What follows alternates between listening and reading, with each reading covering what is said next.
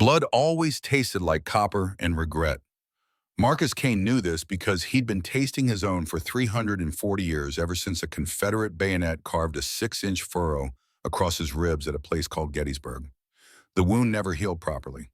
Blessed Silver, the priest soldier who wielded it, had whispered before Kane broke his neck. The scar tissue pulled tight across his chest now as he sat in darkness alone with ghosts that refused to stay buried.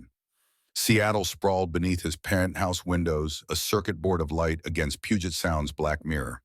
2:47 in the morning, the hour when honest people slept and creatures like him remembered why they didn't deserve to. Rain hammered the glass in sheets, turning the city into an impressionist painting, all bleeding edges and uncertain borders. Somewhere down there, a woman was being beaten by her husband. Somewhere else, a man was dying alone in an alley.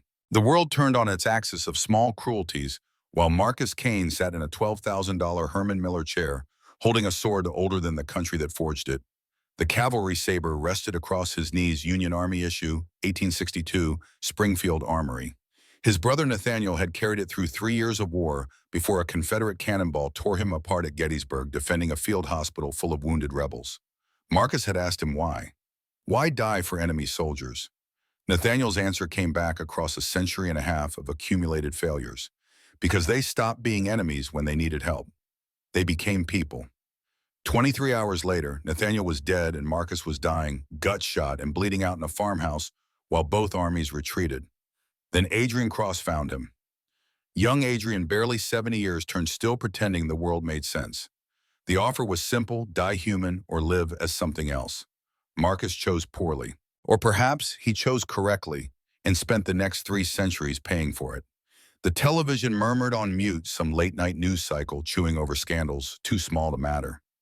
Then a face appeared that made every muscle in Marcus's body lock tight. The banner read, "Vanguard Dynamics announces breakthrough in regenerative medicine." The CEO stood at a podium, silver-haired and ramrod-straight medals on his chest catching studio lights. Colonel Vincent Shaw, 62 years old now.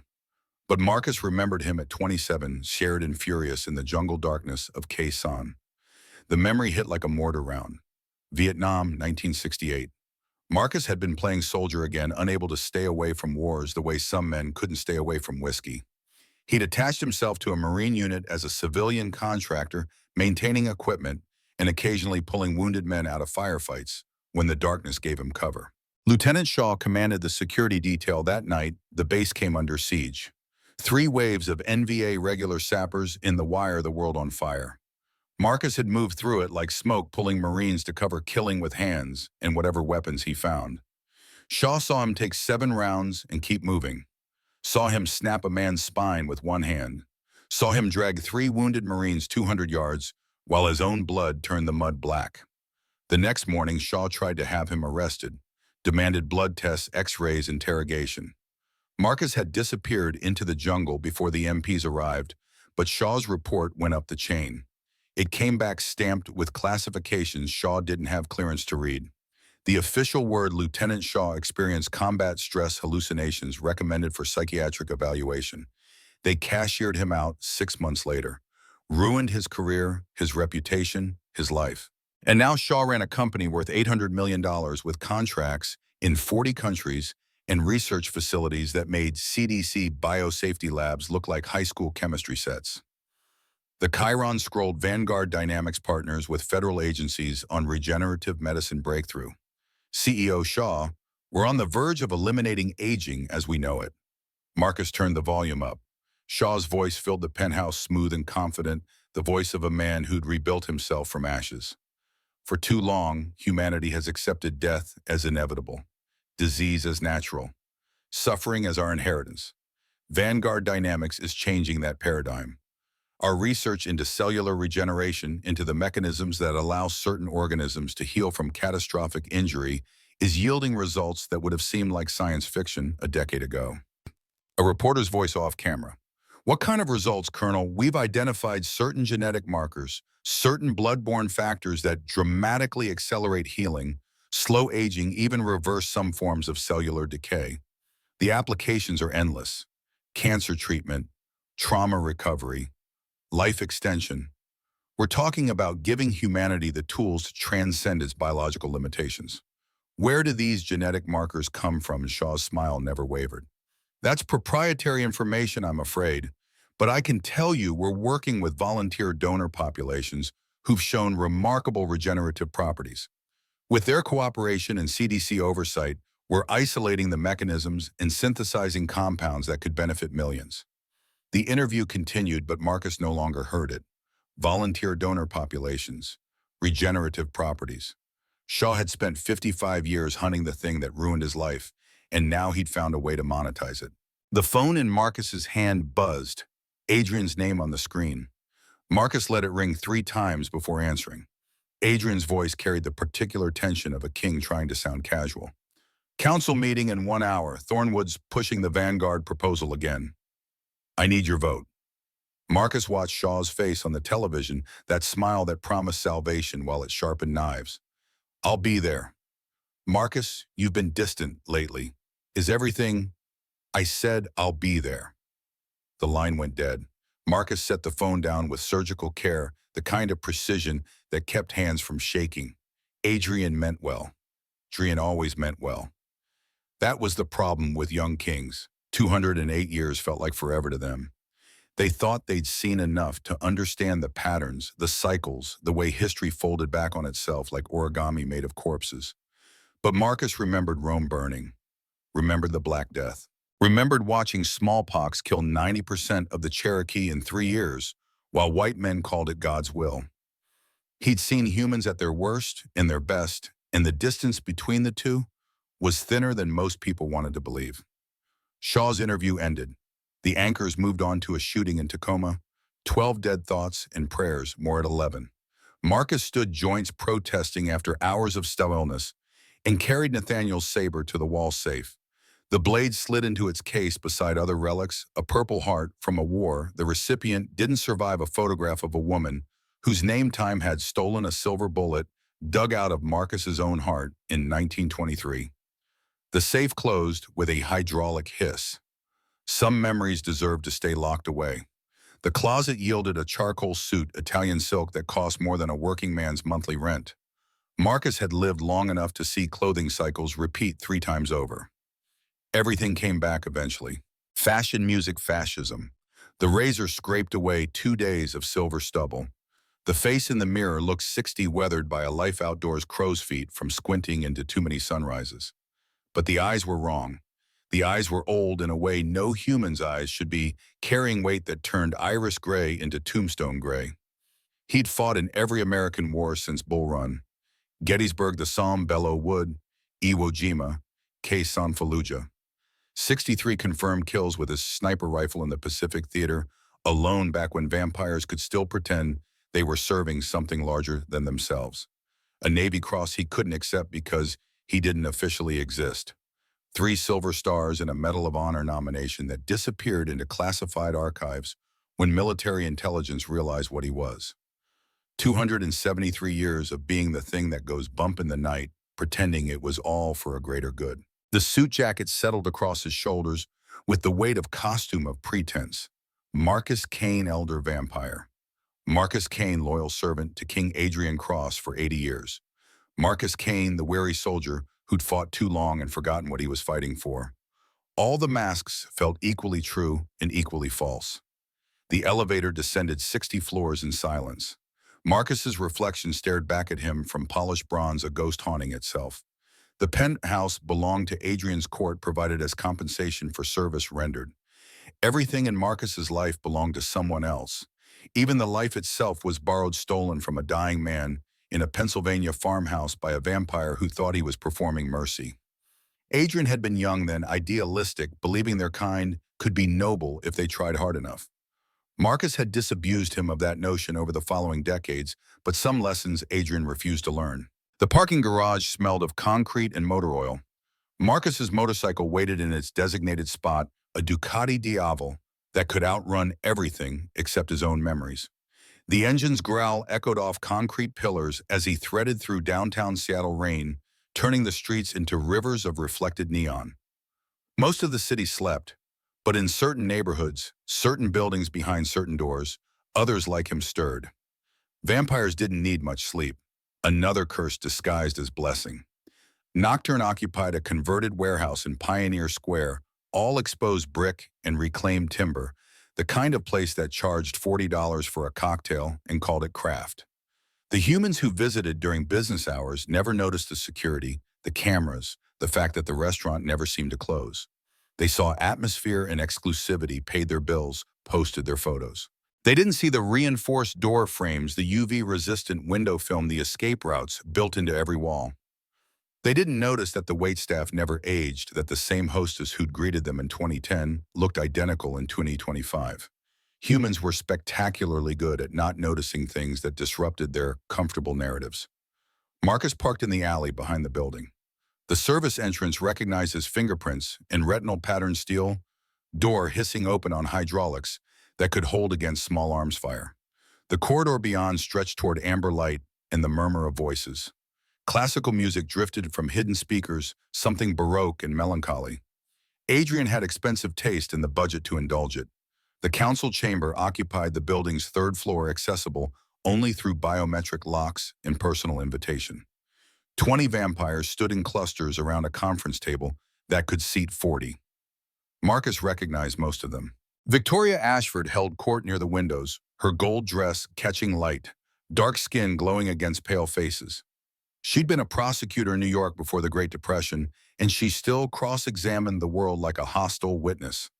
Damien Thornwood lounged against the far wall, blonde and beautiful and utterly empty, behind the eyes surrounded by his usual pack of sycophants. Others Marcus knew by name. Indeed, Catherine Park turned during the Korean War, now running the Seattle tech sector's nocturnal networking.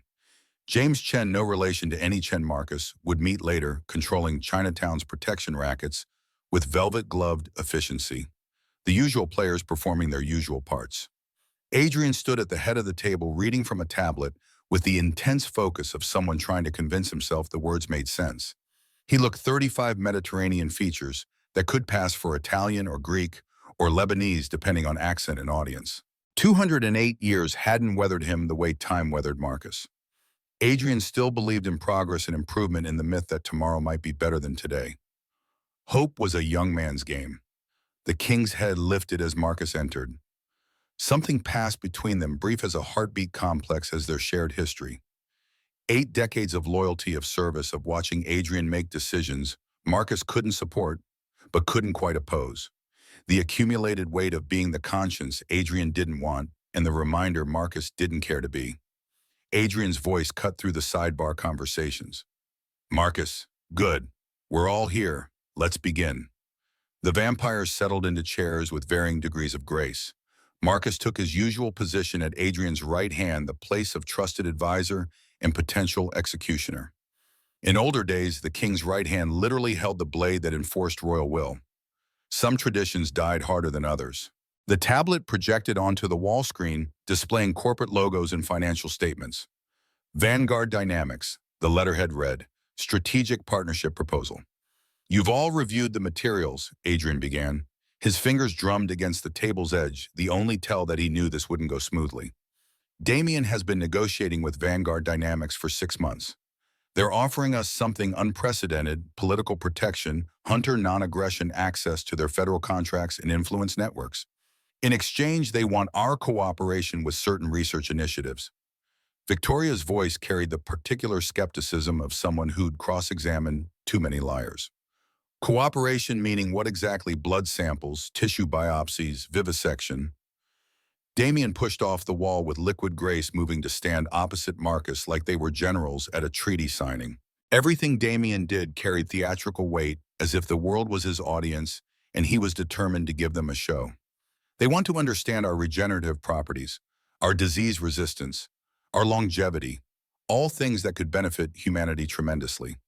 Cancer research alone could save millions of lives. And what do they offer beyond vague promises of protection? Catherine Park's accent carried Seoul's rhythms mixed with San Francisco's tech speak. The U.S. government has demonstrated repeatedly they don't honor treaties with non-human populations. Colonel Shaw has given personal assurances. Damien produced his own tablet, swiping through documents. Guaranteed protection under federal bioterrorism prevention statutes. recognition as an endangered species under ESA provisions, which grants us legal standing and protection from hunter operations, access to CDC and NIH facilities for our own medical research, and a $50 million endowment to establish formal vampire-human relations infrastructure.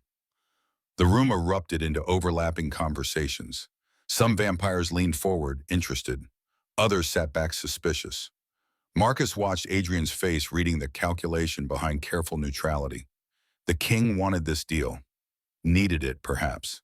The hunter families had been growing bolder in recent years, organizing beyond their traditional territories using social media and genetic databases to identify potential vampires. Formal recognition, legal protection, even the appearance of government cooperation would change the strategic landscape entirely. But Marcus had seen Vincent Shaw's face on television an hour earlier. He'd heard the colonel talk about volunteer donor populations and genetic markers. He'd spent 55 years knowing that Shaw blamed vampires for ruining his life and would spend the rest of it seeking revenge. Some wounds never healed, even for humans. This is collaboration with people who've hunted us for centuries. Marcus's voice stopped the crosstalk like a gunshot. Everyone turned. Shaw isn't offering partnership. He's offering terms of surrender with better branding. Damien's smile never wavered. That's your trauma talking, Marcus. Just because Shaw encountered you in Vietnam doesn't mean he saw me take 7 rounds and keep fighting. Saw me move faster than human possible. Saw me drag 3 wounded Marines through 200 yards of active combat zone without breaking stride. He tried to have me court-martialed for being inhuman, and when that failed, they destroyed his career to keep him quiet. The room's temperature seemed to drop. Adrian's knuckles went white against the table's edge. You're saying Shaw has a personal vendetta? Victoria's statement hung in the air like an accusation. I'm saying Vincent Shaw has spent 5 decades building the resources to destroy us, and now he's convinced you to walk into his research lab voluntarily because he's dressed it up as diplomacy. You don't know that. Adrian's voice carried an edge Marcus hadn't heard in years. You're speculating based on a 55-year-old encounter. People change, Marcus. They evolve. Not about the things that define them. Shaw's defining moment was realizing monsters exist and nobody believed him. That doesn't evolve. That metastasizes. Damien moved around the table, positioning himself center stage. Everything about him screamed calculated charm, from the 3-piece suit to the perfect hair to the accent that somehow managed to sound both British and placeless. Let me pose a counter-argument. What if Shaw's defining moment was realizing vampires exist and choosing to work with them rather than against them? What if his company's regenerative medicine research genuinely could save millions of human lives? What if we're so paranoid from centuries of persecution that we can't recognize an olive branch when it's offered? Murmurs of agreement rippled through the council.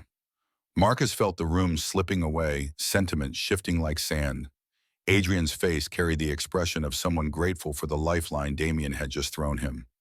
The world is changing, Adrian said, quieter now, more persuasive. Genetic testing, facial recognition, social media. Staying hidden is becoming impossible. We need allies in the human power structure. Shaw's offering us that. Yes, there are risks, but there are risks in everything. The question is whether we have the courage to try something new, or whether we stay locked in old patterns until those patterns get us killed. It was a good speech. Adrian had always been good with speeches. Marcus had heard variations of it across 8 decades. The world is changing. We must adapt. The old ways will destroy us. Sometimes Adrian was right. Sometimes change was the only survival strategy. But sometimes change was just a new way to die. I'm calling for a vote. Adrian stood, commanding the room through sheer presence. All those in favor of entering into partnership with Vanguard Dynamics under the terms Damien has negotiated. Hands rose. Marcus counted them with 6 certainty. Damien, Catherine, James. 4 more vampires whose names barely registered. The young ones mostly. The ones who'd been turned after the internet, after surveillance cameras, after privacy became a quaint memory. They understood Adrian's argument viscerally. Hiding forever wasn't a strategy. It was just slow extinction. Opposed, Marcus's hand went up. Victoria's. 2 others, both old enough to remember when governments signed treaties with native populations and then broke them. 4 votes against 9 in favor. The motion carries. Adrian's voice held relief and something else, something that looked like disappointment directed at Marcus. We'll begin initial cooperation next week. Limited blood samples, voluntary participation, full CDC oversight. Damien will coordinate with Shaw's team on protocols. The meeting dissolved into clusters of conversation. Marcus stood suddenly, unable to breathe despite not needing to. 80 years of service, 80 years of watching Adrian's back, and it came down to this.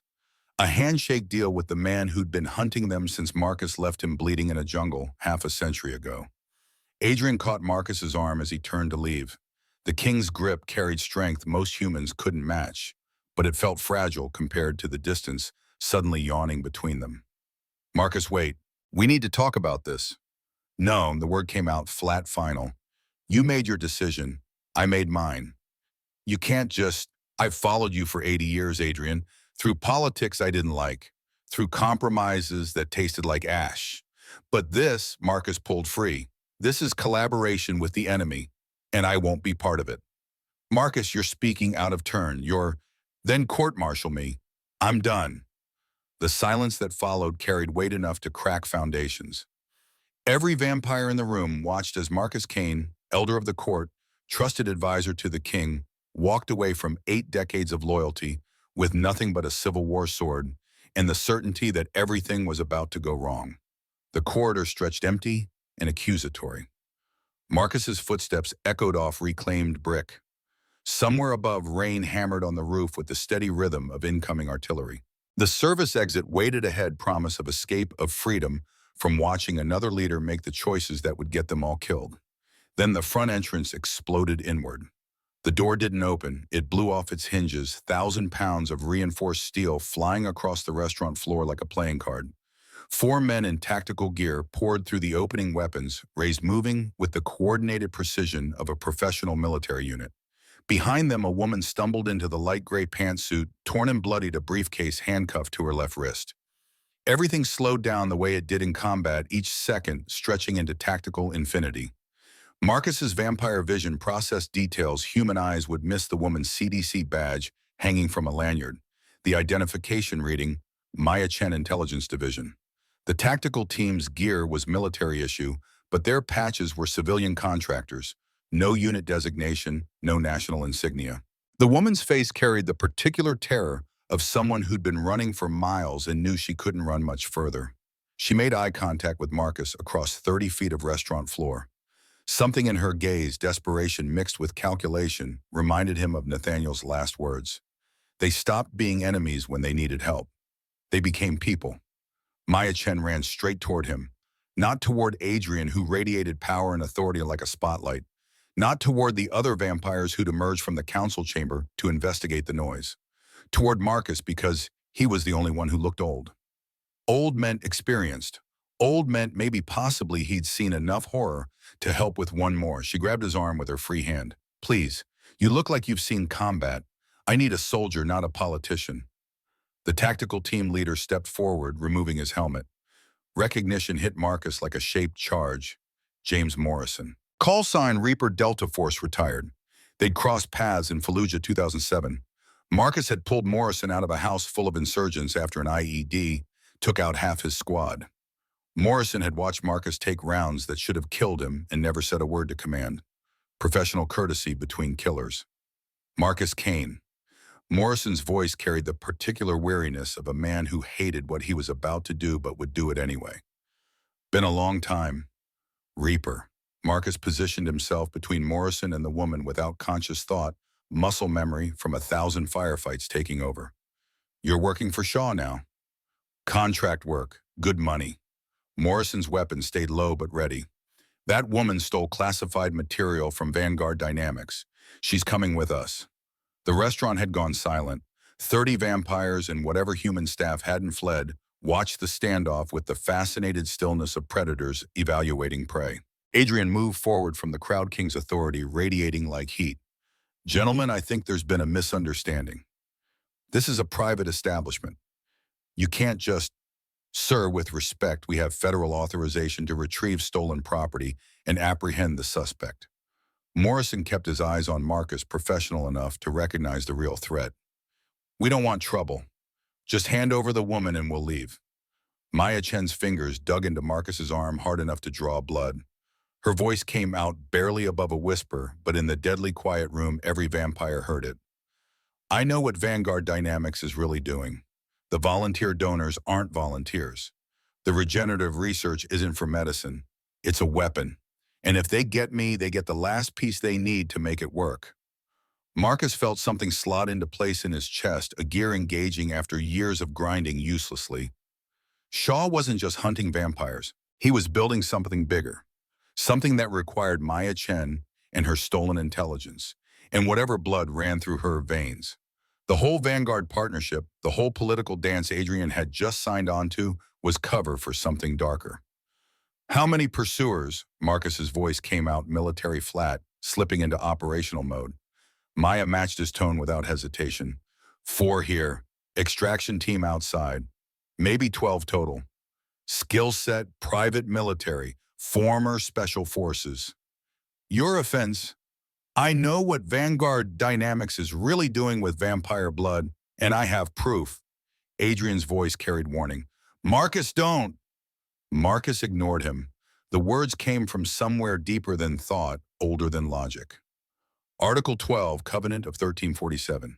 Any vampire of 300 years or elder may grant emergency sanctuary in matters of immediate mortal danger. He'd studied the old laws when Adrian was still learning to pass for human. He'd been there when some of those laws were written back when vampires still pretended they were civilized. His voice filled the restaurant, formal and absolute. I invoke sanctuary. This woman is under my protection. The silence that followed was total. Even Morrison seemed taken aback.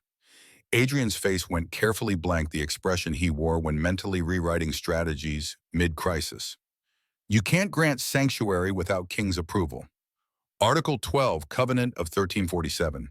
Any vampire of 300 years or elder may grant emergency sanctuary in matters of immediate mortal danger. Marcus kept his eyes on Morrison. I'm 340 years old. I qualify, and this is immediate danger. Damian Thornwood's voice dripped with theatrical contempt. You're out of line, Kane. You just voted against the Vanguard partnership, and now you're protecting someone who stole from them. You're making us look like liars and thieves. Then maybe we should stop making deals with people who hunt us. Morrison shifted his weight tactical assessment, playing out behind professional calm. Marcus, I respect you, but I've got orders. 20 more operators outside. We can do this easy or hard. You remember Fallujah Reaper 2007? That house on Highway 10? Morrison's jaw tightened. I remember. You remember who pulled you out when that IED went off? Who carried you 2 miles to the extraction point with shrapnel in my spine? The tactical team exchanged glances. Morrison's hand dropped away from his weapon's trigger guard. I remember. Then I'm calling in that marker. Give me 48 hours. Walk away. Morrison studied Marcus for what felt like an hour compressed into 10 seconds. Whatever he saw in the old vampire's face made something shift in his expression. Not fear exactly, recognition maybe, the acknowledgement that some debts transcended contracts and paychecks. 48 hours.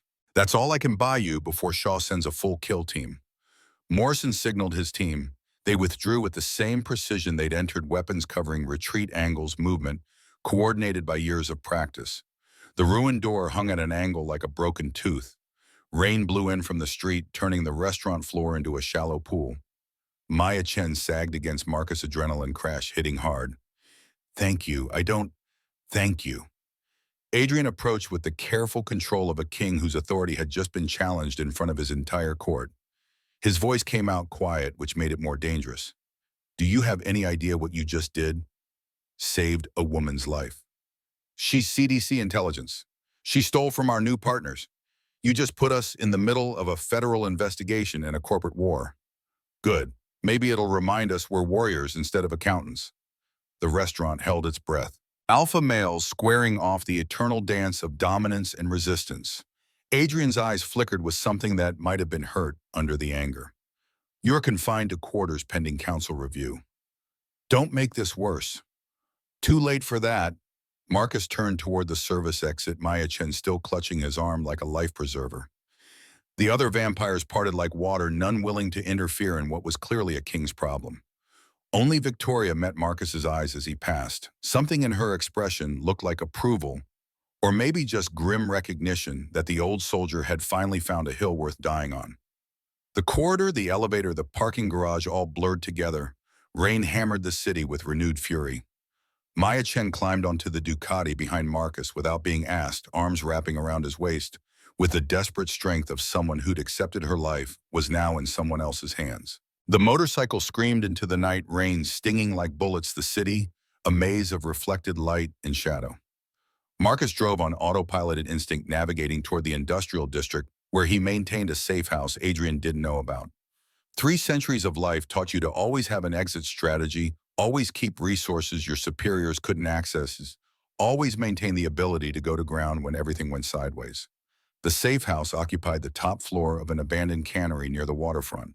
Marcus had purchased it in 1973 under a shell corporation, spent 40 years building it into something that could withstand siege.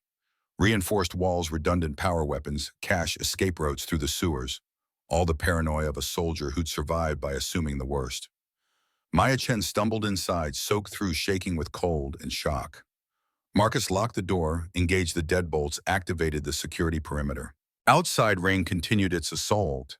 Inside, silence pressed down like water at depth. The woman stood in the center of the room, briefcase still handcuffed to her wrist, looking around with the shell-shocked expression of someone whose world had just revealed itself to be far stranger than expected. "You're a vampire?" Not a question. "Yes." "The restaurant, those people, all of them?" "Yes." "And you just, what declared me under your protection?" "That's a thing you can do." "It's a thing I did, whether I can remains to be seen." Marcus crossed to the kitchenette, pulled out a bottle of bourbon, older than most countries, poured 2 glasses, handed one to Maya. She stared at it. "You drink alcohol, still works on us. Doesn't last long, but it works." She downed the bourbon in one swallow, coughed, held out the glass for more. Marcus obliged. This time she sipped it, color returning to her face. "I'm Maya Chen, CDC Intelligence Division. Or I was until approximately 6 hours ago, when I stole classified material, assaulted a security guard, and fled a federal facility." Marcus Kane, vampire, Union Army, currently unemployed. Something that might have been a laugh hiccuped out of her. "Unemployed. Just quit my job. 80 years of service ended about 10 minutes before you crashed through that door." She sat down hard in a chair that had seen better decades. The briefcase landed on the floor between them with a solid thunk. "I need to explain what I found, what they're planning. Start from the beginning." So she did.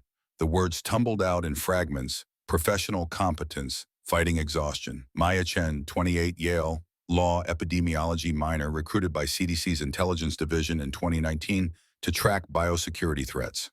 3 months ago, anomalous blood samples flagged in the federal database. Anonymous donor program run by Vanguard Dynamics. Blood showing regenerative properties that shouldn't be possible. Disease resistance, slowed aging markers. And every donor disappeared after 3 to 6 donations. She traced recruitment patterns, targeted genealogies, specific ethnic markers, areas with high vampire population density. Seattle, New Orleans, Boston, all the places vampires clustered when they thought they were being careful. She'd cross-referenced it with declassified military documents, found Vincent Shaw's name attached to a Vietnam-era program codenamed Hostile Unknown Biologics, found photographs of Shaw at Khe Sanh, found the report he'd filed, found the psychiatric evaluation that ended his military career. The briefcase lock clicked open under her bleeding fingers. Documents spilled across the floor. Marcus picked them up with growing dread. Internal memo, Vanguard Dynamics letterhead. Subject, Old Blood Harvest Protocol. Details of a plan to identify humans carrying ancient vampire lineage. Humans whose ancestors had mixed with vampire bloodlines centuries ago. 47 names on a list. 39 marked with red X's. Deceased. 8 remaining, including Maya Chen. Test results showing what happened when old blood mixed with vampire blood. Neutralization of healing factors. Potential weaponization. A compound that could prevent vampire regeneration, turn immortals mortal, kill them as easily as humans died. Recruitment documentation showing Vanguard had been tracking old blood families for 20 years. Funding for the operation traced to shell corporations that ultimately led back to something called Thornwood Enterprises. Marcus looked up from the paper's pieces, falling into place like a tactical assessment coming together. Damian Thornwood, he's been funding Shaw. The partnership vote your king just approved, that's not research cooperation. That's Shaw getting official permission to access vampire DNA to compare it with old blood to perfect his weapon. Maya's hands shook. My blood is the last piece he needs. My family line goes back to 1200s England, to mediators who negotiated peace between vampire covens and human settlements. Our blood carries markers from both sides. If Shaw gets it, if he can synthesize it, every vampire on Earth becomes vulnerable. Marcus set the documents down with careful precision. No more healing, no more immortality, just flesh and blood that dies when you hurt it enough.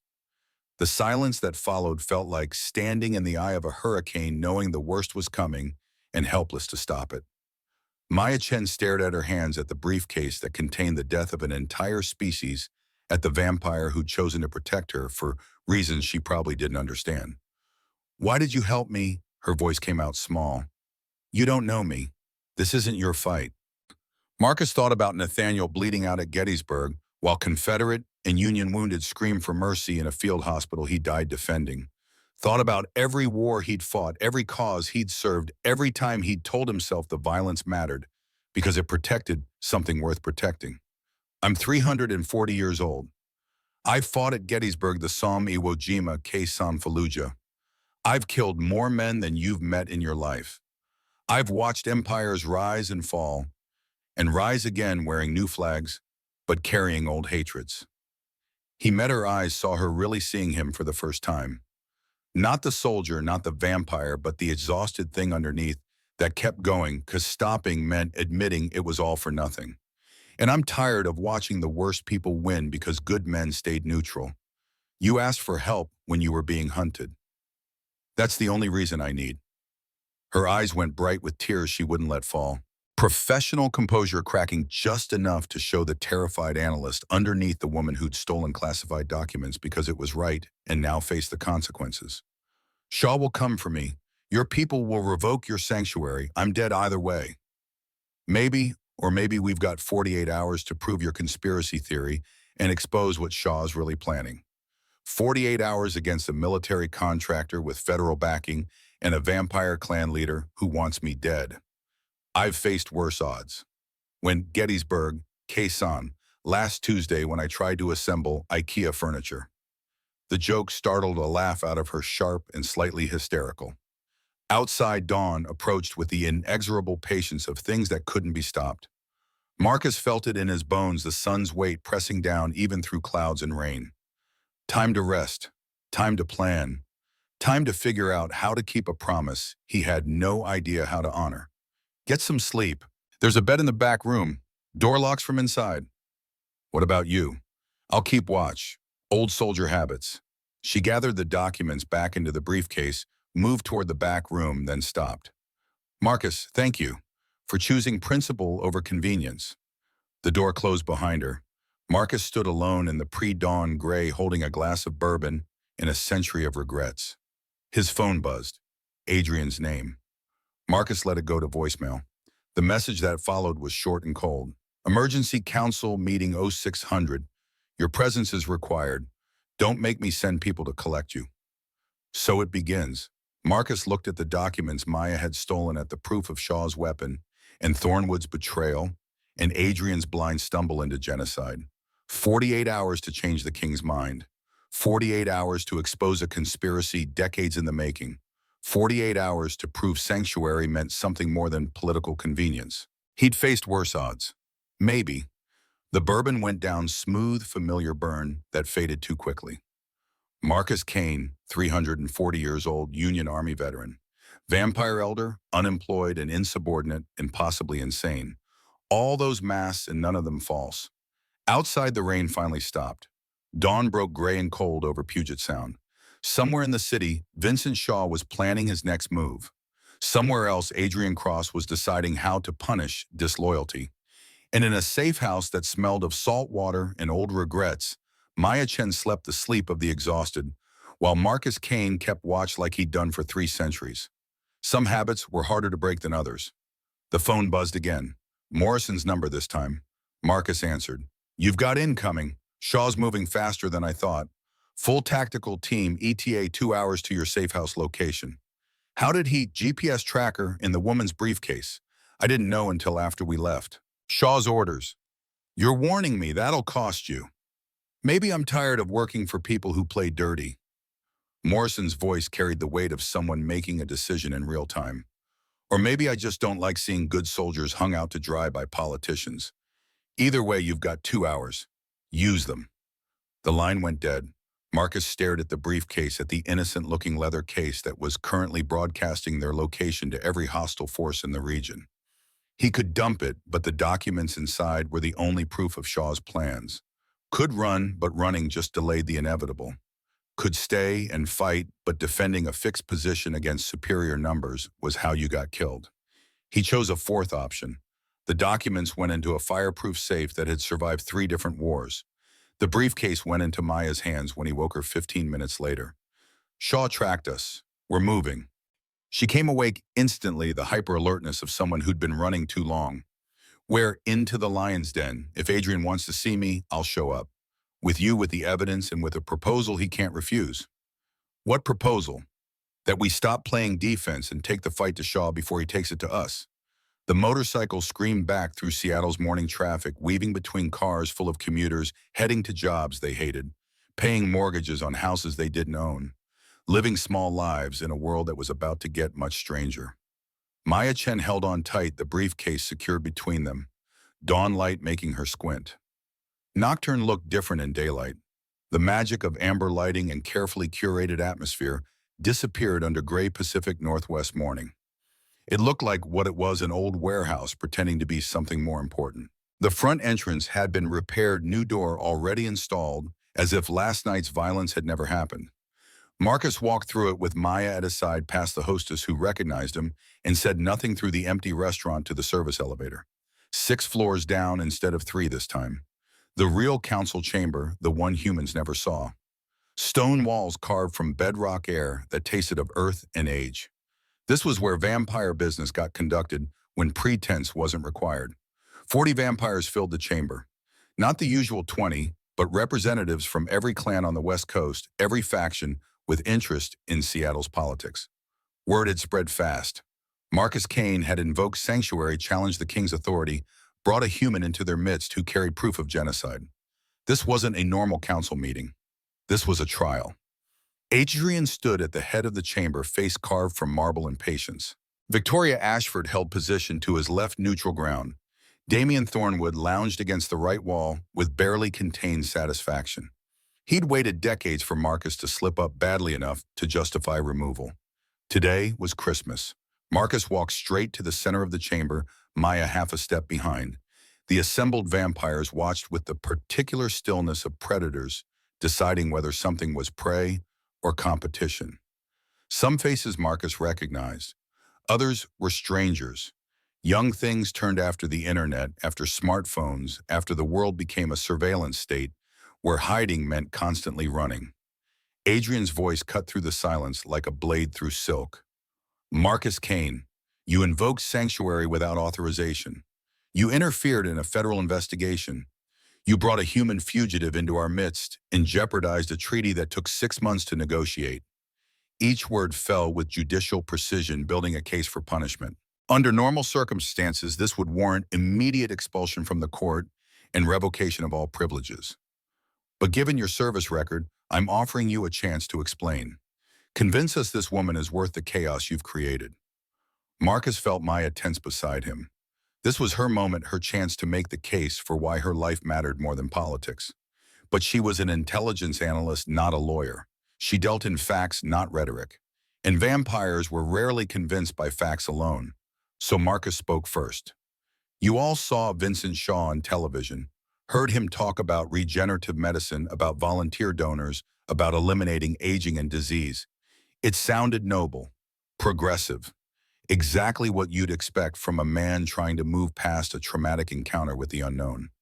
He pulled the documents from Maya's briefcase, held them up. These are internal Vanguard memos, recruitment lists, test results, financial records. They tell a different story. Shaw hasn't moved past anything. He's spent 55 years building toward this, and we just voted to help him. Damien's voice dripped theatrical skepticism. How convenient that you just happen to have documents proving your conspiracy theory right when you're facing consequences for insubordination. The documents are real, verified by CDC databases, cross-referenced with federal archives. Maya's voice shook but held. I'm Dr. Maya Chen, CDC Intelligence Division. My job is tracking biosecurity threats. 3 months ago, I started tracking Vanguard dynamics because their donor recruitment patterns match terrorist cell development protocols. What I found was worse than bioterrorism. It was genocide with a corporate logo. She pulled out the first document, projected it onto the chamber's stone wall via a portable display she'd somehow kept functioning through everything. 47 humans identified as carrying old blood markers, 39 dead, 8 remaining. Every death attributed to natural causes or accidents, but all within 6 months of their last blood donation to Vanguard. Shaw's not researching regenerative medicine. He's testing a vampire kill weapon using old blood as the catalyst. The chamber erupted. Vampires surged forward with voices overlapping in anger and disbelief and fear. Adrian raised his hand for silence, but the gesture took longer than usual to work. This wasn't political theater. This was existential threat made manifest. Victoria's voice cut through the chaos, prosecutor's instincts taking over. Let's say we believe the documents are authentic. What's old blood? Why does it matter? Maya looked at Marcus, uncertain how much to reveal. He nodded. In for a penny, in for a pound. In medieval Europe, certain human families mediated peace between vampire covens and human settlements. Over generations, interbreeding occurred.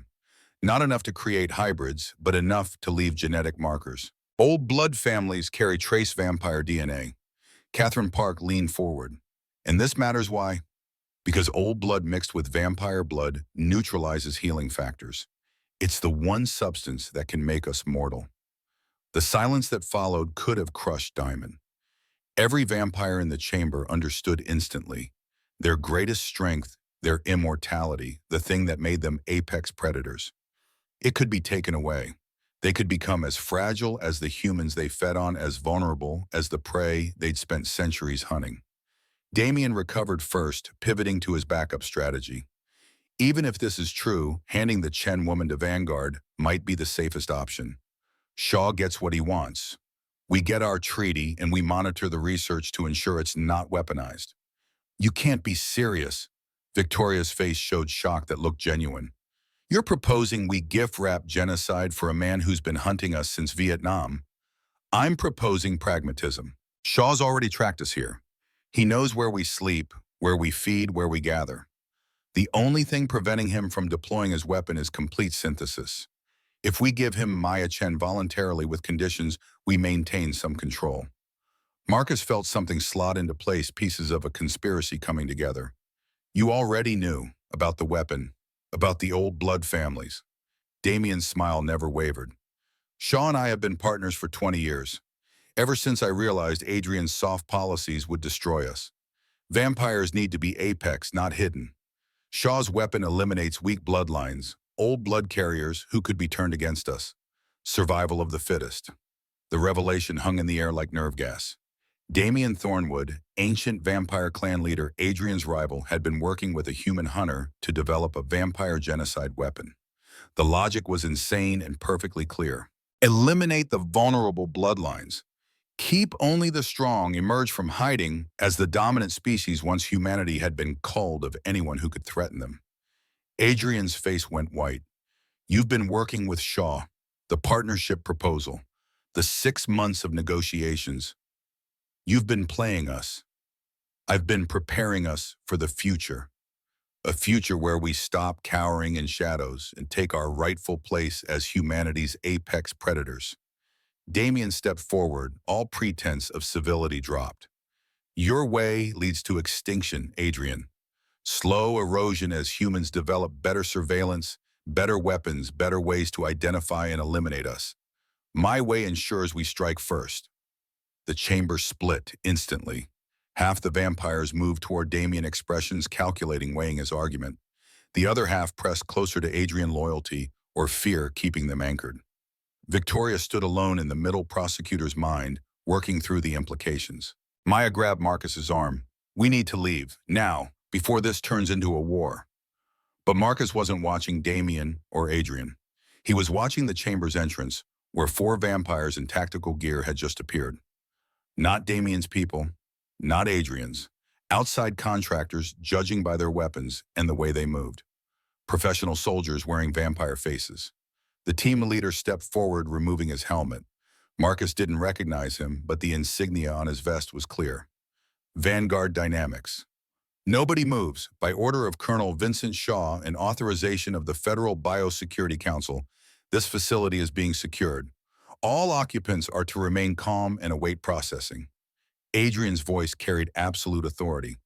You have no jurisdiction here. This is sovereign vampire territory under the Covenant of 1347. The Covenant isn't recognized by federal law. You're operating an illegal biological research facility. Everyone here is under quarantine pending CDC investigation. Morrison's voice crackled through Marcus's earpiece, the one he'd forgotten he was wearing. It's a raid. Shaw used the CDC investigation as cover. FBI's outside Homeland Security, the whole apparatus. He's not arresting you. He's rounding you up for testing. The tactical team moved forward. Adrian's vampires prepared to fight. Damien's faction held back, waiting to see which way the power shifted. And Marcus Kane, 340 years old, stood in the center of it all, with a woman whose blood could end his species and a choice that would define what his 3 centuries of life had meant. He could fight, take out the tactical team, start a war with humanity that vampires would ultimately lose. Could surrender, trust the system to sort it out, ignore every lesson history had taught about how governments treated populations they feared. Could run, take Maya and disappear. Let others face the consequences of his sanctuary and vocation. Instead, he did something that surprised even himself. Colonel Shaw, Marcus's voice cut through the chaos. I know you're listening, monitoring the feeds. You've wanted me dead since Khe-San. I'm offering you a deal. The tactical team hesitated, fingers moving to earpieces as Shaw's orders came through. Marcus pressed his advantage. I'll turn myself in, voluntarily. Complete cooperation with whatever tests you want to run, whatever research protocols you've developed. In exchange, you leave this court alone. No raids, no arrests, no quarantine. Just me. Maya's grip tightened on his arm. No, that's not... And Maya Chen, we both cooperate. You get your old blood research. You get your vampire test subject. You get everything you need to complete Project Daybreak. Adrian's voice carried disbelief. Marcus, what are you doing? Buying time. 48 hours until Shaw completes his weapon. But he needs us alive for testing, which means 48 hours where we're not dead. The tactical team leader touched his earpiece, nodded. Colonel Shaw accepts your terms.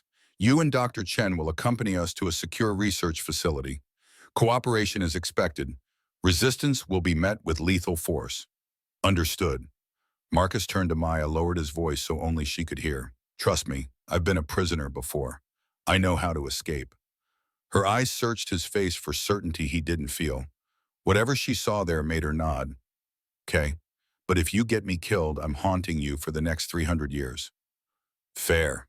The tactical team secured them with plastic restraints, the kind that wouldn't hold a vampire for more than a few seconds, but provided theater for the other agencies watching from above. Marcus let them playing the role of cooperative prisoner. Maya did the same, intelligence analyst's mind, probably already cataloging everything for later use. As they were led toward the chamber's exit, Marcus caught Adrian's eyes. The king's face showed a complex mix of emotions, betrayal, concern, calculation, something that might have been respect under all the political considerations. 72 hours. Adrian's voice barely carried across the chamber. After that, sanctuary is revoked and you're on your own. 72 hours. Marcus acknowledged. More than he'd expected, less than he needed. Damien stepped forward, theatrical to the end. I formally challenge Marcus Kane's right to grant sanctuary. Trial by combat traditional terms, 72 hours from now. The words hit like a shaped charge. Challenging an elder was serious business, rarely done, never done lightly. But Damien was old enough to qualify, and the challenge was legal under covenant law. If Marcus survived Shaw's testing, if he made it back to Seattle, if he somehow managed to prove the conspiracy, he'd still have to fight Damien Thornwood to the death. Adrian looked sick. Damien, that's. My right under covenant law. Kane is 340 years old. I'm 385.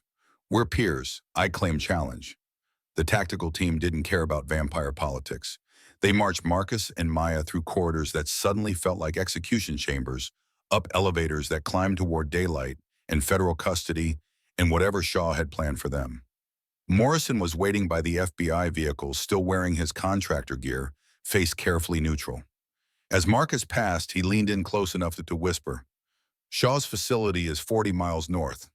Former Army Research Station classified location. He's expecting you. I'll be nearby." "Reaper, you're going to get yourself killed." "Maybe, but I remember Fallujah. I remember you could have left me, but didn't. Figure I owe you at least one bad decision."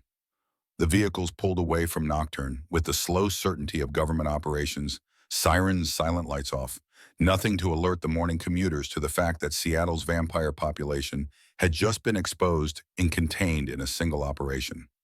Shaw had planned this for decades. Every contingency covered, every variable accounted for, every threat neutralized. Except he didn't understand Marcus Kane. Didn't know that 340 years of life had taught lessons that couldn't be planned around. Survival wasn't about strength or speed or even immortality. It was about being willing to die for something that mattered more than continued existence. Maya leaned against him in the vehicle's back seat, exhausted beyond words. Her voice came out barely audible over the engine noise. "We're going to die, aren't we?" "Maybe, but we'll make Shaw work for it." "That's not reassuring." "I know." The highway stretched north through evergreen forests and morning mist. Somewhere ahead, Vincent Shaw waited with 55 years of hatred and the technology to finally end what started in a jungle half a world away. Behind them, Adrian Cross faced the reality that his trusted elder had been right about the partnership being a trap. And in some secure location, Damien Thornwood prepared for a challenge that would determine not just sanctuary law, but the future of vampire-human relations for generations. Marcus closed his eyes, felt the sun's weight pressing through the vehicle's windows, even through clouds. He'd been dying for 340 years, ever since Nathaniel's sword became his burden, and Adrian's offer became his curse. Maybe it was time to stop dying and start living long enough to make one last thing right. The facility appeared through the trees like something out of a paranoid fantasy. Chain-link fences, topped with razor wire guard towers with automated weapons. The whole complex designed to keep things in, not out. Black Ops heaven. Vampire prison. The vehicles stopped at the main gate. Guards checked credentials with military precision. Maya's hand found Marcus's squeezed once. "No matter what happens, thank you for choosing principle over survival." "You're welcome, though you should probably reserve judgment until we see if the principle gets us killed." The gates opened. The vehicles rolled forward into compound. Vincent Shaw stood waiting on the main building steps, silver-haired and straight-backed, looking exactly like what he was, a man who'd spent his entire life preparing for this moment. His smile never reached his eyes as Marcus was led toward him. "Kane, 55 years. I knew you couldn't die at Quezon. Nothing kills you, does it? Everything kills, eventually, Vincent. You're just the latest in a long line trying." "Oh, I'm not going to usher you." Shaw's smile widened. "I'm going to study you, learn everything about what makes you different, and then I'm going to use that knowledge to eliminate your entire species." "That's genocide. That's pest control. Your kind are parasites, predators, and the Chen woman's blood is going to give me the tool to exterminate you all." The doors closed behind them with the finality of coffin lids. Marcus caught one last glimpse of sunrise through reinforced windows before they descended into the facility's depths. Maya walked beside him, briefcase now confiscated, secrets extracted, everything she'd stolen now in Shaw's hands. They'd walked into the lion's den voluntarily, given Shaw everything he wanted, put themselves at the mercy of a man who'd spent decades planning vampire extinction. It was possibly the stupidest thing Marcus had done in 340 years, or possibly the smartest. Time would tell. It always did. Shaw's facility smelled like every black site Marcus had ever infiltrated. Antiseptic, covering blood, fluorescent lights, humming frequencies designed to induce anxiety, the particular staleness of air, recycled through HEPA filters, paranoid enough to catch vampire pheromones. They'd been separated immediately. Maya disappeared down a corridor marked Biosafety Level 4, her protest cut off by pneumatic doors that sealed with the finality of a tomb. Marcus went the other direction through security checkpoints, where guards carried weapons loaded with wooden rounds and silver-tipped ammunition downstairs that descended far deeper than any legitimate research facility required. The cell was almost comfortable. Reinforced concrete on 5 sides, one wall of UV-resistant glass, allowing observation from the control room beyond. Military cot, stainless steel toilet, nothing that could be weaponized by someone with vampire strength. They'd done their homework. Shaw had spent 5 decades planning this moment, and it showed in every detail. The interrogation started at dawn. Shaw entered the observation room flanked by technicians in biohazard suits, a scientist Marcus didn't recognize, and Morrison standing guard with the expression of someone deeply uncomfortable with his current employment. The colonel wore a suit instead of tactical gear. Civilized predator conducting civilized research. Shaw's voice came through speakers built into the ceiling. "You're probably wondering why I haven't killed you yet." Marcus sat on the cot, affecting boredom he didn't feel. "You need baseline data. Can't weaponize vampire biology without understanding normal parameters first." "Smart, but incomplete. I need to understand how old blood interacts with vampire physiology. Chen's blood mixed with yours creates the neutralization effect, but the mechanism is unclear. Does it attack cellular regeneration directly? Disrupt the viral component that creates vampirism? Block the neurological pathways that enable your abilities? Viral component, Marcus let curiosity show. Information gathering went both ways. Shaw smiled, recognizing the game. "You didn't know vampirism is a virus, highly sophisticated, probably engineered rather than naturally occurring. It rewrites cellular DNA, hijacks regenerative processes, alters neurochemistry to enable compulsion and enhance perception. We've known this since the 80s when genetic sequencing became advanced enough to identify the markers." The revelation sat heavy in Marcus's chest. 340 years walking around with a virus in his blood, something that had rewritten what it meant to be Marcus Kane. Adrian had called it a gift, a curse, a transformation. But it was infection, sophisticated infection, but infection nonetheless. And old blood carries antibodies. Your species' own immune response passed down through human populations that interbred with vampires before the genetic drift became incompatible. Chen's ancestors mediated peace because their blood made them resistant to turning resistant to compulsion. They were natural antibodies walking around in human bodies. "So you're making a vaccine?" "I'm making a cure." Shaw's eyes held zealot certainty, the particular madness of someone who believed their atrocity served a greater good. "Your kind are predators. You feed on humans, manipulate us, treat us like cattle. The virus that creates you is a plague on humanity, and I'm developing the cure that will eliminate it forever." The technicians began their work. Blood draws, tissue samples, scans that mapped Marcus's cellular structure in 3 dimensions. He let them play cooperative prisoner while his mind worked tactical problems. The facility was underground, reinforced, designed specifically to contain vampires. But it was still a human facility operated by humans dependent on human systems. Everything human had vulnerabilities if you knew where to look. Maya appeared in an adjacent cell visible through another observation window.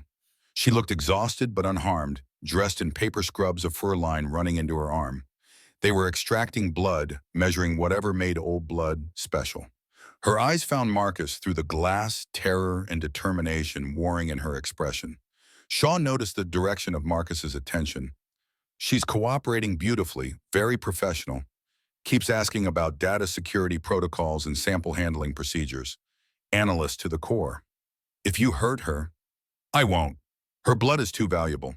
But Kane, understand this, by tomorrow night I'll have synthesized enough of the neutralization compound to begin field testing. And by the end of the week I'll have enough to deploy globally. Every vampire in every city will be vulnerable. Your immortality ends not with a bang, but with a chemical formula administered via aerosol dispersion. Adrian will stop you. The Covenant will. Adrian signed a partnership agreement giving Vanguard access to vampire DNA for research purposes. He'll protest certainly, file legal challenges, but by the time any court hears the case, it'll be over. You'll all be human again, aging normally, dying from wounds that used to heal. Shaw leaned closer to the microphone. And then the hunters finish what we started. The testing continued through the day. Hours of blood draws and biopsies and scans that left Marcus feeling hollowed out in ways that had nothing to do with physical extraction. By sunset, when Shaw's people finally left him alone, Marcus had counted 17 cameras, 9 armed guards, 5 access points, and 0 obvious escape routes. Morrison had disappeared after the first hour, either dismissed or avoiding complicity in whatever happened next. The lights dimmed to simulate night, some concession to circadian rhythms. Maya slept fitfully in her cell, curled on the cot like a child. Marcus watched her through the glass and thought about Nathaniel, about every person he'd failed to protect across 3 centuries of trying. The door's magnetic lock disengaged with a click that shouldn't have happened. Marcus was on his feet instantly, every combat instinct screaming trap even as opportunity presented itself. Morrison slipped through the opening, moving with Delta Force efficiency, night vision goggles pushed up on his forehead. 30 seconds. There's a maintenance tunnel 2 levels up, exits near the north perimeter. I can get you that far. Why? Because Shaw's not planning cure research. He's planning genocide. And I didn't sign up to be history's next great war criminal. Morrison tossed Marcus a key card. Chen's cell is 2 doors down. Tunnel access is marked Service Corridor C. After that, you're on your own. Reaper, go before I change my mind, or Shaw figures out I disabled the cameras. Marcus went. The key card opened Maya's cell. She woke instantly, analyst's mind processing escape before her body fully engaged. They moved through corridors that suddenly felt less like fortress and more like maze, following Morrison's directions toward the maintenance access. Guards patrolled on predictable schedules, cameras covered predictable angles. Shaw had built this facility to contain vampires, not to prevent escape by someone who'd spent 3 centuries learning how institutions failed. The tunnel was exactly where Morrison promised, behind a service door ladder descending into darkness that Marcus's vision penetrated easily. Maya climbed down, first Marcus following, pulling the access hatch closed above them. The tunnel stretched in one direction, utility pipes and electrical conduits running its length barely high enough for crouching movement. They ran hunched over for what felt like miles, but was probably only hundreds of yards. Maya's breathing came harsh in the confined space, civilian conditioning, pushed past comfortable limits.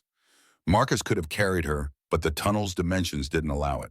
So they ran together, hunter and prey united by circumstance, until the tunnel ended at another ladder leading up. The exit opened into evergreen forest dawn, approaching with gray inevitability. The facility sat half a mile back, lights and razor wire visible through the trees. No alarms yet. Morrison had bought them maybe an hour before Shaw realized his prized specimens had vanished. Maya collapsed against a tree trunk, gasping. Where do we go? Shaw knows every vampire safe house in Seattle. Adrian's court is compromised. We can't. Industrial district, place I've maintained since the 70s. Off books, off radar. You've had a secret safe house for 50 years and never told anyone. Paranoia keeps you alive longer than loyalty. They moved through forest until they hit a rural highway. Marcus flagged down a delivery truck, compelled the driver with eye contact, and a carefully modulated voice convinced the man he was providing civic assistance by giving 2 stranded hikers a ride into Seattle. Compulsion worked best on tired humans. Minimal resistance, the mental equivalent of picking a cheap lock. The safe house looked exactly as Marcus had left it, industrial building, exterior, hiding reinforced interior, enough supplies to survive a siege weapons cache that would make a gun show organizer weep with joy. Morrison waited inside, having beaten them there by 30 minutes, surrounded by electronics that definitely weren't part of the original 1970s construction. The operator looked up as they entered, something like relief crossing his scarred face. Shaw's mobilizing. Full tactical teams, federal cooperation, the whole apparatus. You've got maybe 12 hours before they lock down Seattle completely. Then we use those 12 hours. Marcus moved to the table where Morrison had spread tactical displays. satellite imagery facility, schematics, personnel rosters, everything needed for operational planning. Brief me. Morrison's assessment came with professional precision. Vanguard Dynamics employed 2,400 personnel globally, 800 million in annual revenue federal contracts in 40 countries. Shaw commanded resources that dwarfed most small nations. Hunter-Killer Team 7 specialized in vampire elimination, 12 operators trained specifically to counter supernatural targets. Current deployment estimate, 20 operators in saddle, another 40 available within 6 hours. Shaw won't risk open warfare. Too much exposure, too many witnesses. He'll use the federal partnership as cover stage, it as legitimate law enforcement activity. Maya pulled up financial records on her laptop, fingers flying across keys. I've been tracking Thornwood Enterprises for months. The money trail leads to shell corporations in the Caymans, Luxembourg, Singapore. But underneath all the layers, there's a pattern. Vanguard gets funding spikes every time vampire populations spike in major cities. Like someone's been paying Shaw to develop his weapon for decades. Damien. Marcus studied the financial data, seeing the conspiracy's full scope for the first time. He's not just Shaw's ally. He's been Shaw's patron since the beginning, funding the research, providing intelligence, steering Shaw toward old blood families. Morrison brought up surveillance footage from Nocturne, timestamped 3 hours earlier. Victoria Ashford leaving the building, making a phone call, speaking to someone off camera. The audio quality was poor, but lip readers could probably reconstruct the conversation. Victoria's reporting to someone, could be Damien, could be Shaw, could be playing both sides for her own agenda. Or she's gathering intelligence to protect the court. Maya's legal training showed in her instinct toward benefit of doubt. Victoria was a prosecutor. She investigates before accusing. Or she's the mole who's been feeding Shaw information for years. The tactical problem spread before them like a three-dimensional chess game. Shaw had resources, federal backing, the law on his side. Damien controlled a vampire faction willing to commit genocide for political advantage. Adrian's court was compromised, possibly by Victoria, definitely by vampires who saw Damien's logic as survival pragmatism. And Marcus had 48 hours minus travel time to prove a conspiracy, expose the traitors, and prevent the deployment of a weapon that would make his entire species mortal. We need a fence. Morrison's finger traced lines on the tactical map. Waiting here makes us targets. We hit Shaw's Seattle facility, gather hard evidence, force him to expose his real agenda.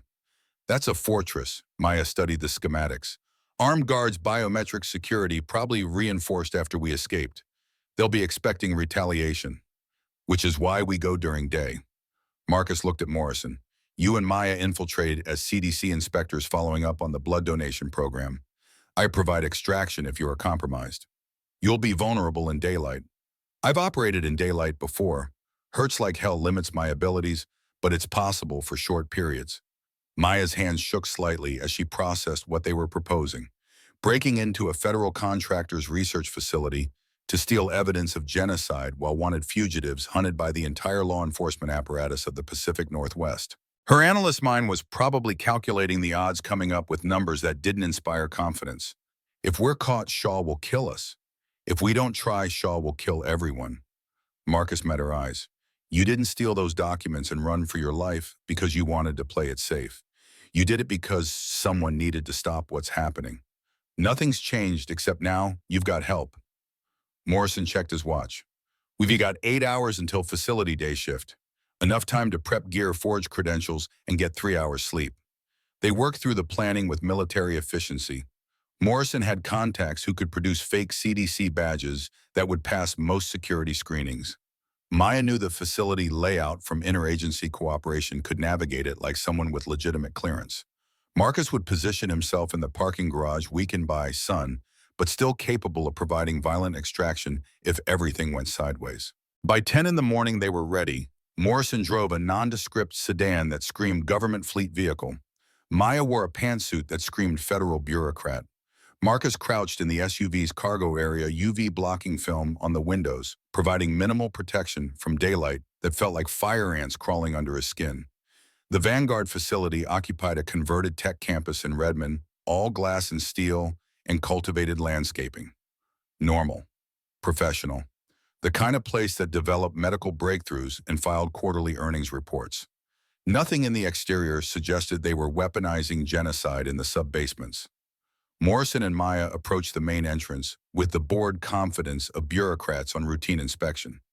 Marcus watched through tinted windows as they presented credentials, spoke to the security desk, got visitor badges and an escort. Everything proceeding exactly as planned, which made every combat instinct Marcus possessed scream warnings.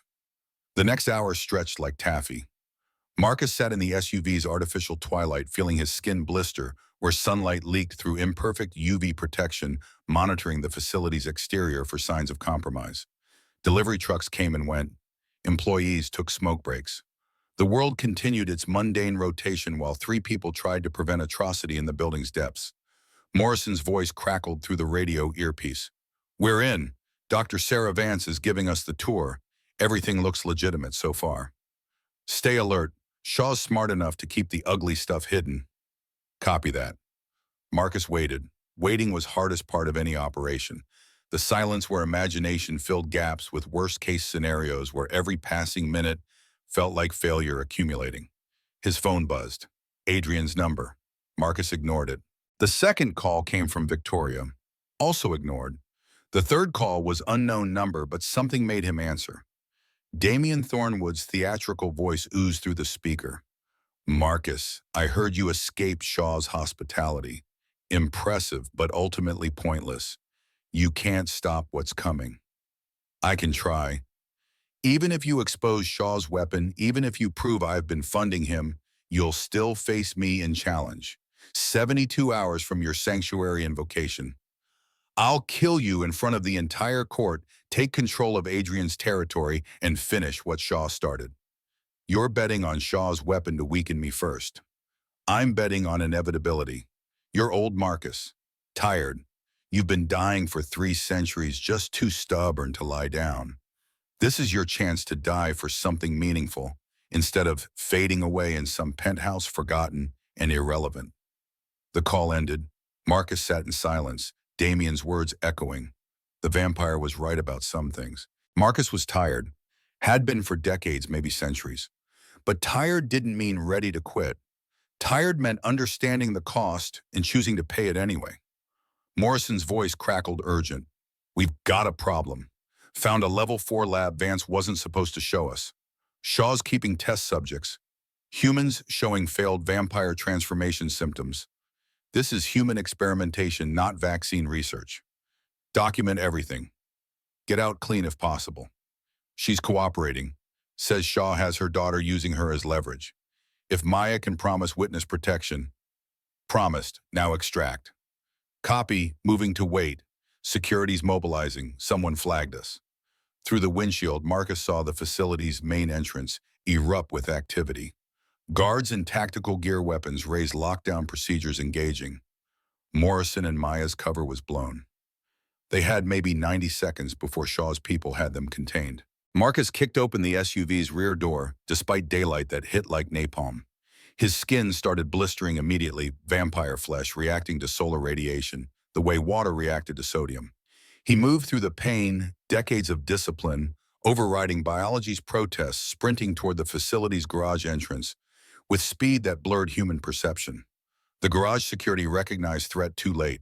Marcus was through the door before they could raise weapons, moving with the terrible efficiency of a predator, finally allowed to stop pretending. 3 guards went down without firing a shot, disarmed and unconscious, before higher brain functions registered danger. Marcus grabbed the last guard's radio, listened to the chatter. "Intruders on sub-level 3, 2 suspects armed and dangerous, implementing containment protocols." Sub-level 3. Marcus oriented himself using the facility's posted emergency evacuation maps, found the stairwell, descended 3 floors, while his skin continued cooking in residual sunlight from the garage entrance. By the time he reached the corridor where Morrison's signal originated, he looked like a burn victim, raw meat showing through split skin. 8 guards blocked the corridor. Morrison and Maya backed against the far wall. Hands raised surrounded. Morrison's eyes went wide, seeing Marcus emerge from the stairwell, looking like something out of a horror film. The guards turned, saw the vampire, and credit to their training, they didn't hesitate. Wooden rounds filled the corridor with splintering thunder. Marcus took 3 hits before he could react. Wooden bullets hurt worse than lead splinters spreading through tissue like infection. But wood wouldn't stop a vampire unless it hit the heart or spine, and these guards were trained for center mass, not supernatural vitals. Marcus moved through the fusillade like smoke too fast for human eyes to track, disarming the first guard and using him as a shield while closing the distance. The fight lasted 10 seconds. Morrison pulled Maya into cover while Marcus dismantled 8 trained operators with the clinical precision of someone who'd been killing professionally for 3 centuries. No wasted movement, no theatrical flourishes, just efficient violence that left unconscious bodies scattered like broken toys. Morrison dragged Maya toward the emergency exit. Marcus followed Burns, healing slowly wooden splinters, working their way out through regenerating tissue. They emerged into daylight that felt like Sid sprinting for the SUV, while alarms shrieked and more guards poured from the building. Morrison drove like he'd learned in combat zones, weaving through traffic with calculated recklessness, putting distance between them and the facility. Maya sat in the back seat next to Marcus, staring at him with the shell-shocked expression of someone whose worldview had just expanded violently. "You look like you were on fire." "I was. Vampire flesh burns in direct sunlight. Usually not an issue since we avoid going outside during the day.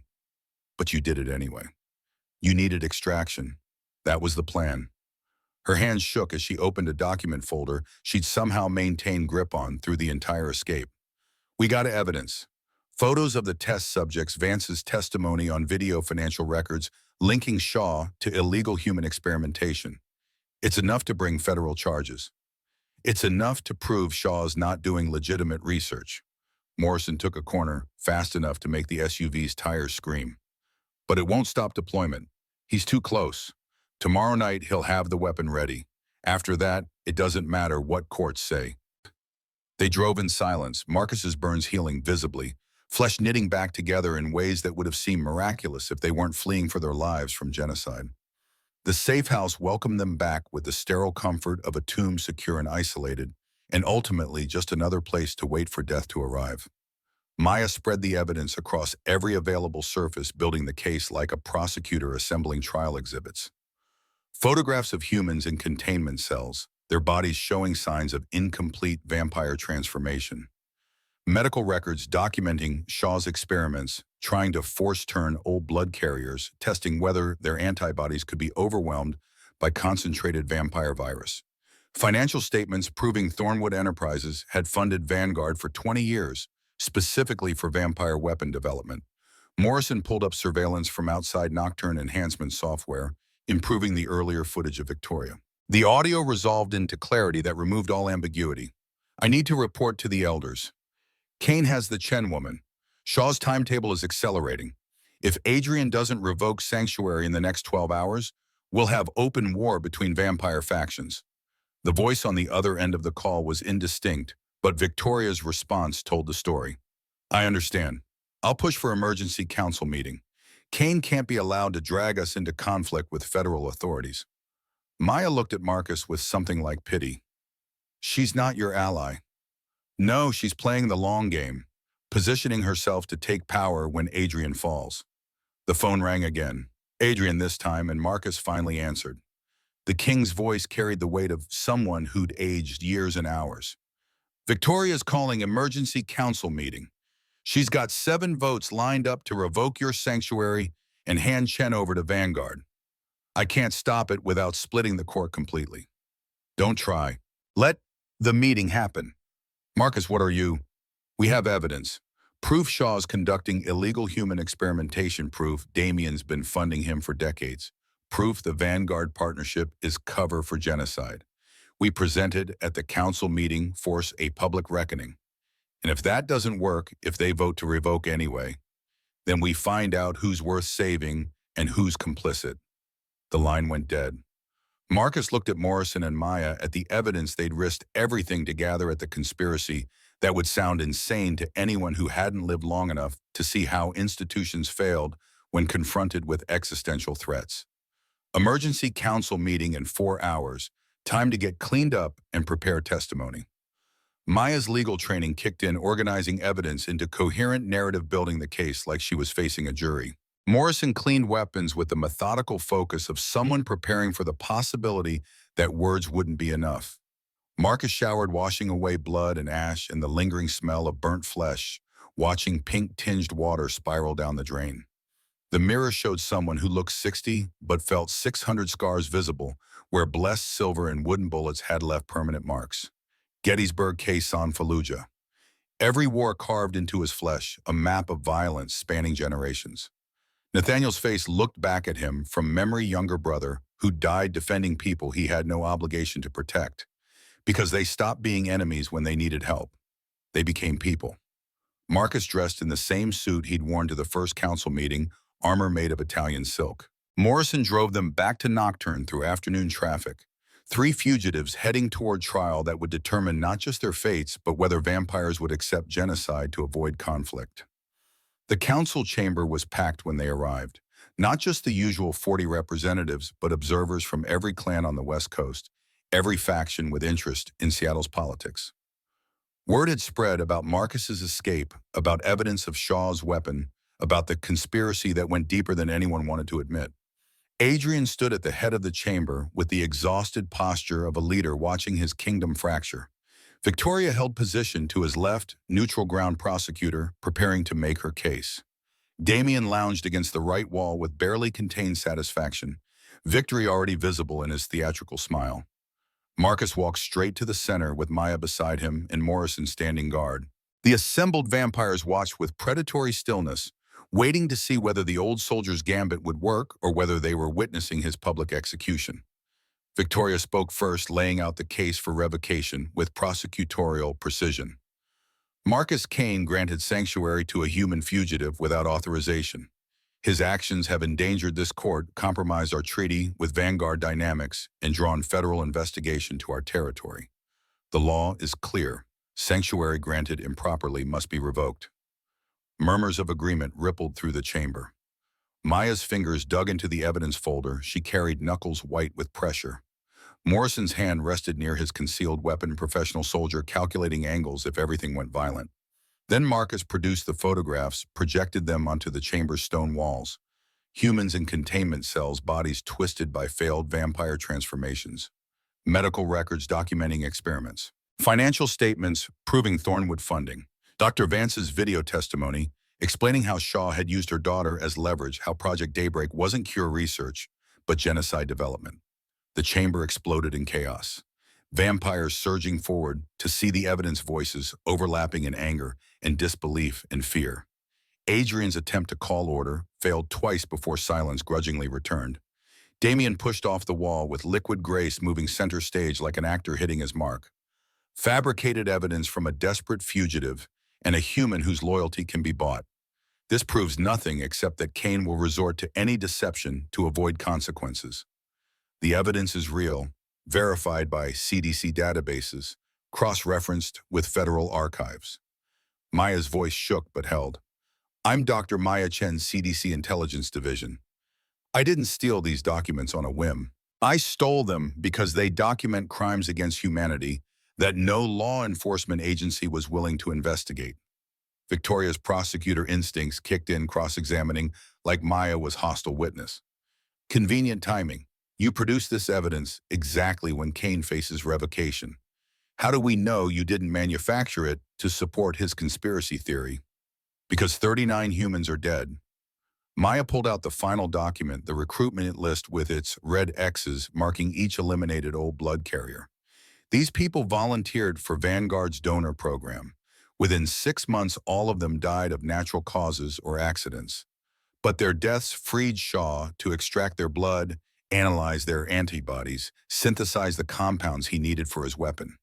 She looked around the chamber, meeting vampire eyes with the desperate courage of someone who knew she was probably about to die, but needed them to understand first. You think this is about partnership, about medical research, about humans and vampires working together. But Shaw's definition of working together means eliminating you. And Damien's been helping him for 20 years because he thinks genocide serves survival. Damien's smile never wavered. Even if Shaw has developed a weapon, why would that concern us? Weapons exist. Threats exist. The strong adapt and survive. The weak perish. That's nature. Marcus felt the room's shifting sentiment fracturing along predictable lines. Young vampires drawn to Damien's social Darwinism. Old vampires remembering too many massacres to trust easy answers.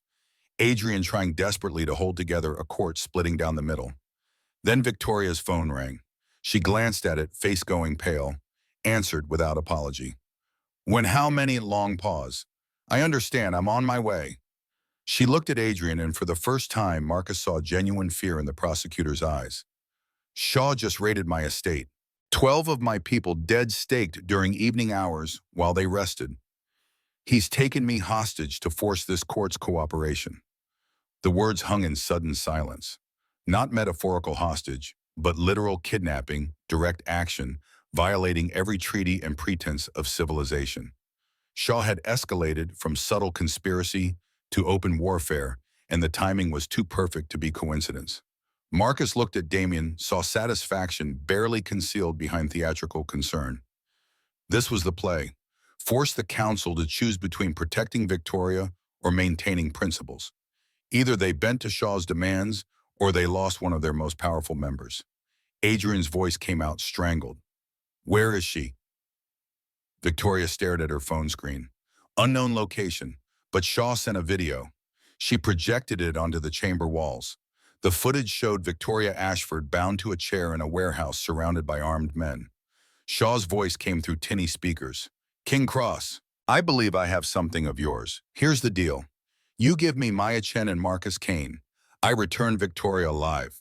You have 2 hours to decide. The video ended. The council erupted in overlapping fury and calculation. Marcus watched Adrian's face cycle through emotions too complex for names, landing finally on the expression of someone realizing he'd walked into a trap years in the making and only now saw the teeth. Morrison leaned close to Marcus's ear. It's a trap. Shaw wants you both in one location. I know. Then why are you smiling? Marcus wasn't aware he had been. But maybe there was something darkly satisfying about enemies finally dropping pretense about conflicts that had been building for decades, reaching their inevitable violent resolution. He'd been waiting for this fight since Khe-san. Time to stop running from it. Because traps work both ways. The warehouse sat in Seattle's forgotten industrial zone where shipping containers rusted into sculpture and rats owned the night.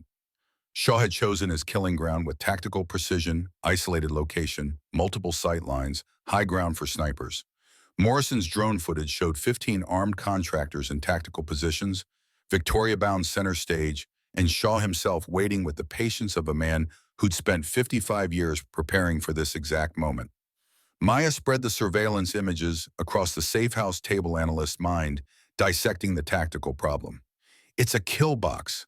The moment you walk through that door, Shaw's people have overlapping fields of fire. You won't survive 10 seconds. That's assuming I use the door. Marcus traced alternative entry points on the building schematic. Roof access, drainage system, loading dock. Shaw's planned for frontal assault, but he's human. Humans think in 2 dimensions. Morrison checked his weapons with the methodical focus of a man who'd accepted he was probably about to die, but intended to make it expensive. I've got 4 guys willing to provide distraction. Former operators, good men owe me favors. They can draw fire while you infiltrate. Reaper, this isn't your fight. Like hell it isn't. Shaw crossed the line from contractor work to war crimes. I don't care how good the pay is. Adrian called again. Marcus answered this time, putting it on speaker so everyone could hear the king's desperation. Council voted 8-7. Sanctuary is revoked. You're ordered to turn yourself and Chen over to Shaw within the hour. And you're enforcing this.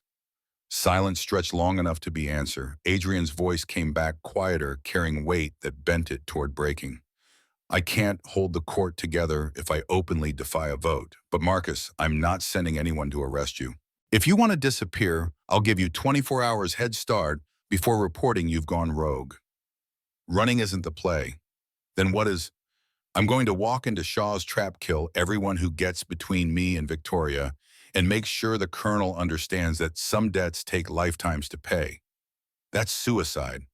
That's the job. Marcus ended the call before Adrian could argue further.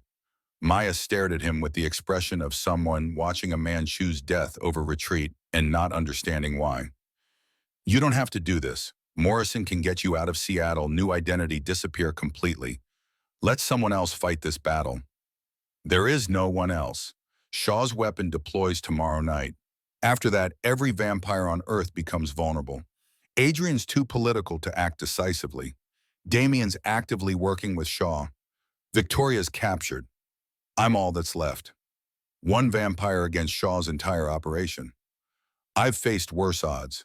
He didn't elaborate on when, didn't mention that every example his mind supplied ended in failure in bodies. Sometimes the only choice was between dying on your feet or living on your knees, and Marcus had spent 3 centuries learning which one he could survive. Morrison's team assembled in the pre-midnight darkness, 4 men with special forces backgrounds and the particular fatalism that came from volunteering for missions with low survival probability. They looked at Marcus like he was a weapon. They'd been issued something dangerous that might explode in their hands, but was necessary for the objective. The approach took 3 vehicles. Morrison's distraction team would hit the warehouse's east entrance exactly at midnight, drawing Shaw's focus while Marcus infiltrated through the drainage system. Maya stayed at the safe house with instructions to contact CDC and FBI with the evidence if Marcus didn't make contact within 2 hours. She'd argued for coming along legal training, making her believe documentation mattered more than violence. Marcus had shut that down with the flat authority of someone who'd been in enough firefights to know documentation happened after you survived, not during. The drainage tunnel smelled like decades of chemical runoff and things that had crawled down there to die. Marcus moved through darkness that his vampire vision rendered clear as day, following underground passages toward the warehouse's substructure. Water dripped with irregular rhythm, each drop marking time toward midnight, when Morrison's team would engage and everything would go loud. Shaw's voice echoed in Marcus's memory. Nothing kills you, does it? Wrong. Plenty killed vampires if applied with sufficient enthusiasm. Wooden stakes through vital organs, decapitation, fire, prolonged exposure to sunlight. The blessed silver scar across Marcus's ribs proved even wounds that didn't kill could mark you forever. But Shaw had spent 5 decades obsessing over the thing that got away, and obsession created blind spots. The colonel expected Marcus to be desperate, reckless, driven by emotion to make tactical mistakes. Shaw didn't understand that 340 years taught you how to weaponize desperation, how to make the enemy's certainty into his vulnerability. Midnight arrived with the sound of flashbangs and automatic weapons fire.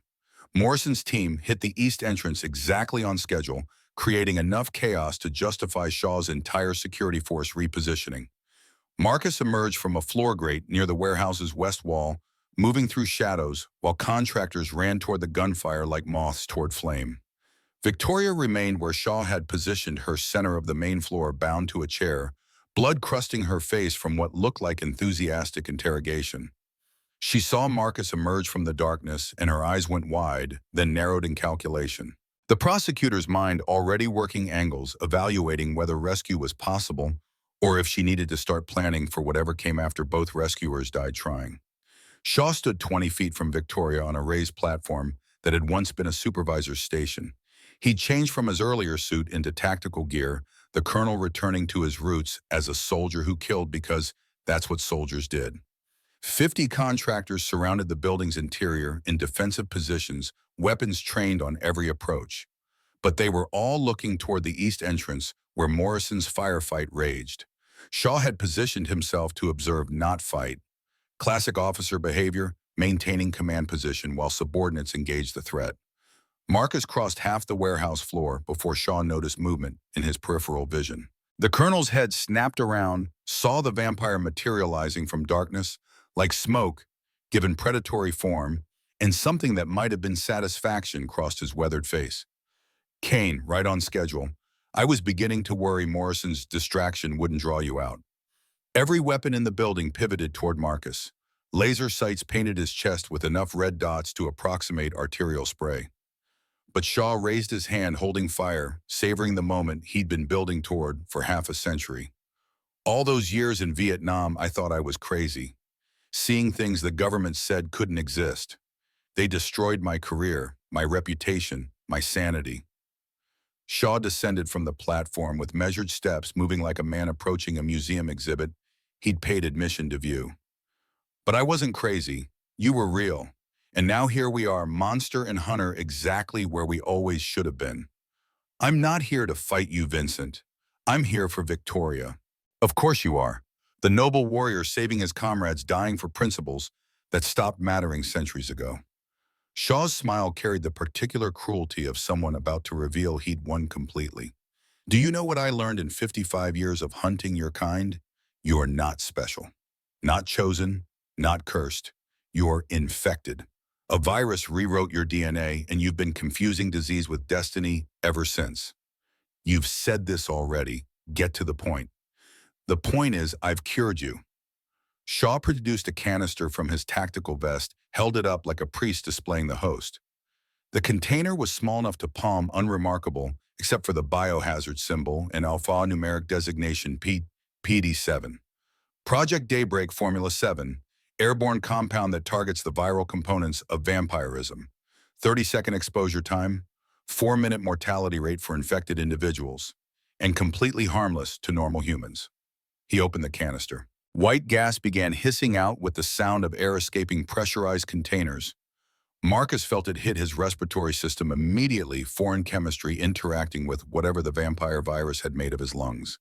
The sensation was wrong in ways that had nothing to do with pain and everything to do with suddenly remembering what it felt like to be fragile. The old blood was the key. Maya Chen's antibodies mixed with your viral markers created the perfect neutralization agent. I would thank her, but you probably killed her already to prevent me from getting her blood. Noble but ultimately pointless. Victoria coughed, blood speckling her lips. The gas had spread to her position, and her healing factor stuttered like an engine misfiring.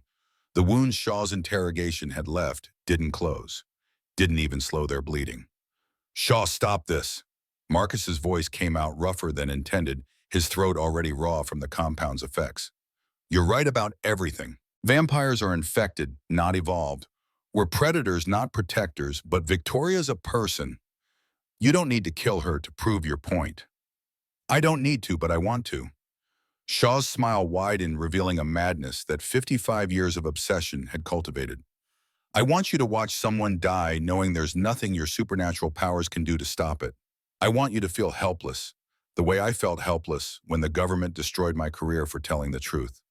Victoria's breathing came harsh and wet, lungs filling with a fluid her body could no longer expel.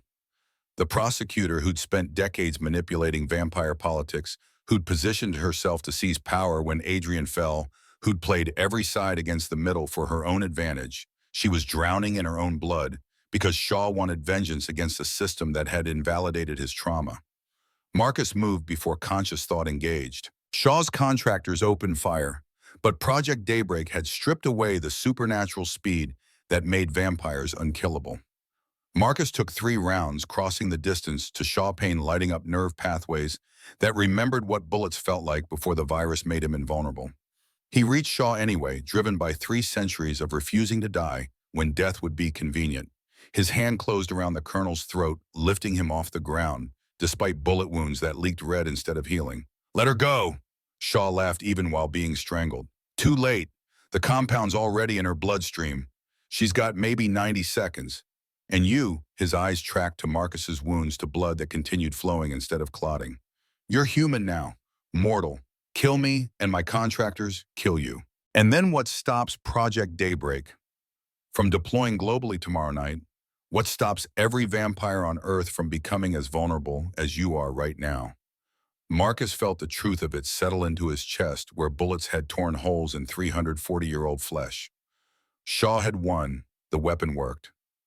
Marcus was dying, Victoria was dying, and the tactical situation offered no victory condition except taking the colonel with him into whatever waited beyond mortality. Then Morrison's voice crackled through the radio earpiece Marcus still wore. Kane abort. Shaw's weapon has collateral damage. What? CDC database cross-reference. Project Daybreak targets regenerative cells indiscriminately. That includes human stem cells, bone marrow, immune systems. If Shaw deploys this in a populated area, he'll kill cancer patients, transplant recipients, anyone with certain genetic markers. Shaw's face went rigid against Marcus's grip. Morrison's voice continued with the particular horror of someone reading casualty projections in real time. Projected collateral in Seattle alone, 23% of the human population. Approximately 400,000 people dead within a week of exposure. You're lying. Shaw's voice came out choked by Marcus's hand and something else, something that sounded like the world crumbling beneath certainty. We tested on isolated samples.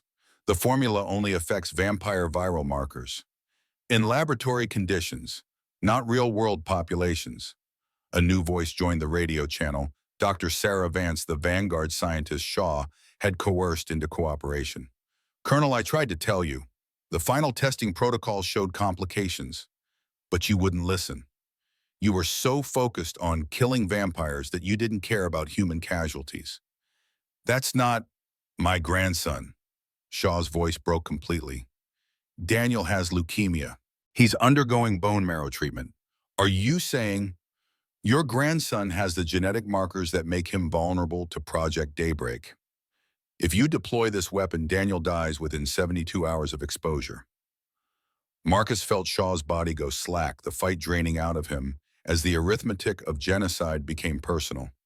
The colonel had spent 55 years building a weapon to eliminate the monsters he believed had destroyed his life, and that weapon would kill the one thing he had left to live for.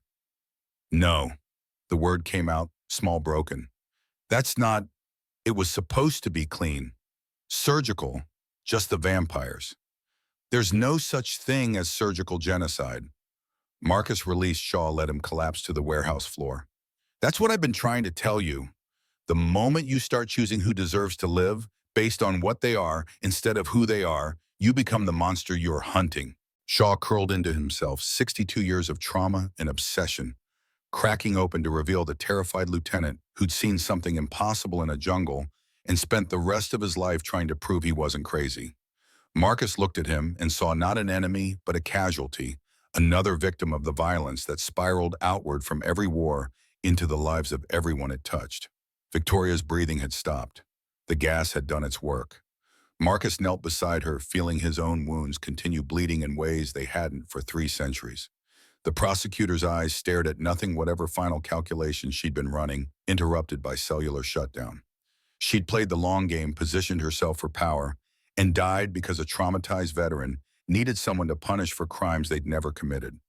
Morrison burst through the east entrance, his distraction team securing the contractors who'd suddenly lost their command structure.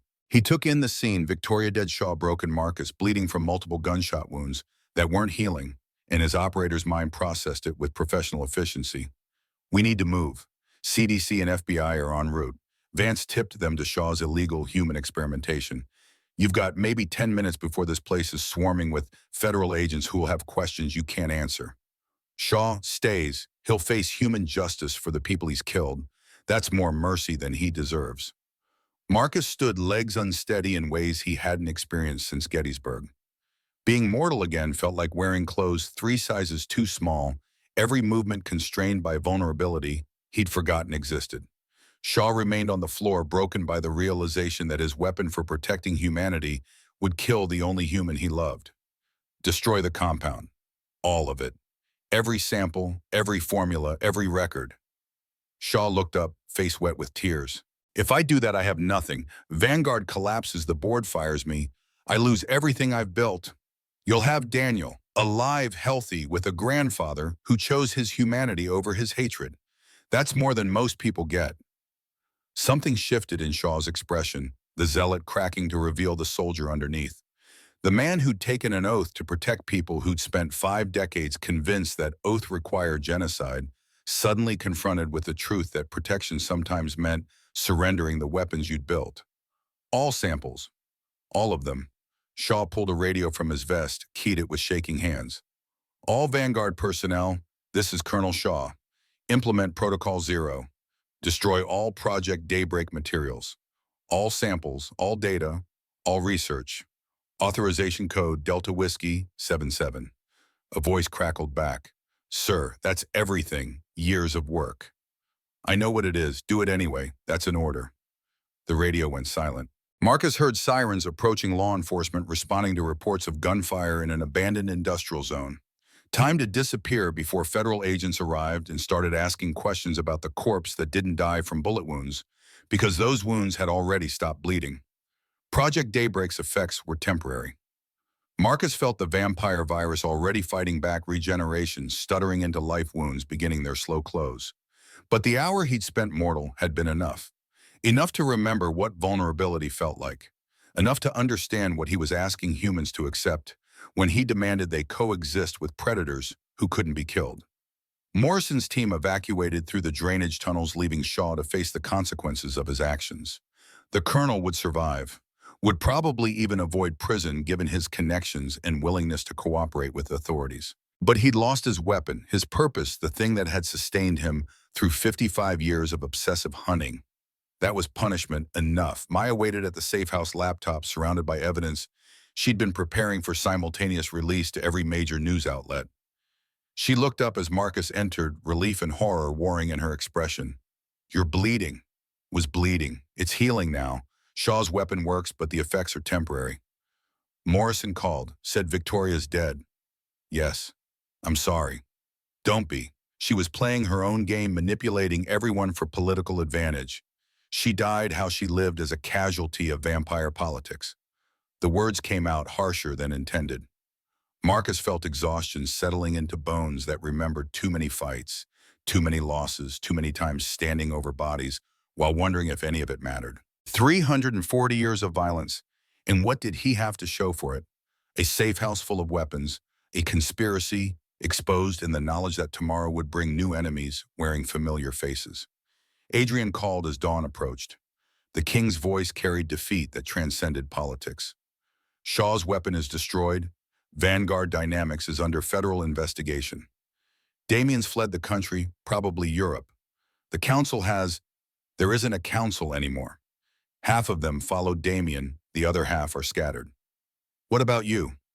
I'm king of an empire that just collapsed. Victoria's dead, my most powerful rival is in exile, and I've got no authority to rebuild what broke. Then don't rebuild. Build something new. Like what? I don't know, but the old ways just killed Victoria and nearly killed all of us. Maybe it's time to try something that doesn't end with bodies piled in warehouses. The call ended without resolution. Marcus looked at Maya, at the evidence she'd compiled, at the proof of conspiracy that would matter to human authorities but meant nothing to vampires who'd spent centuries playing the same power games with different pieces. What happens to me now? Her voice carried the exhaustion of someone who'd been running for days and just realized the finish line didn't exist. Shaw's gone, Damien's exiled, but I'm still old blood, still carrying antibodies that could be weaponized. Someone will come for me eventually. Then we make sure they can't find you. Morrison entered carrying documents Marcus recognized: new identity papers, credit cards, passport. The kind of thing that costs favors and money in equal measure. Sarah Reeves, age 28, intelligence analyst for a private security consulting firm. Complete legend backstopped through multiple databases. You'll need to leave Seattle, probably West Coast entirely. Maya took the documents with hands that shook slightly. Why are you doing this? You don't owe me anything. Maybe not, but Kane saved my life in Fallujah, and you saved his life by stealing those documents. Figure that makes us even. She looked at Marcus' legal mind, struggling with a world that operated on debts and honor instead of laws and precedent. What about you?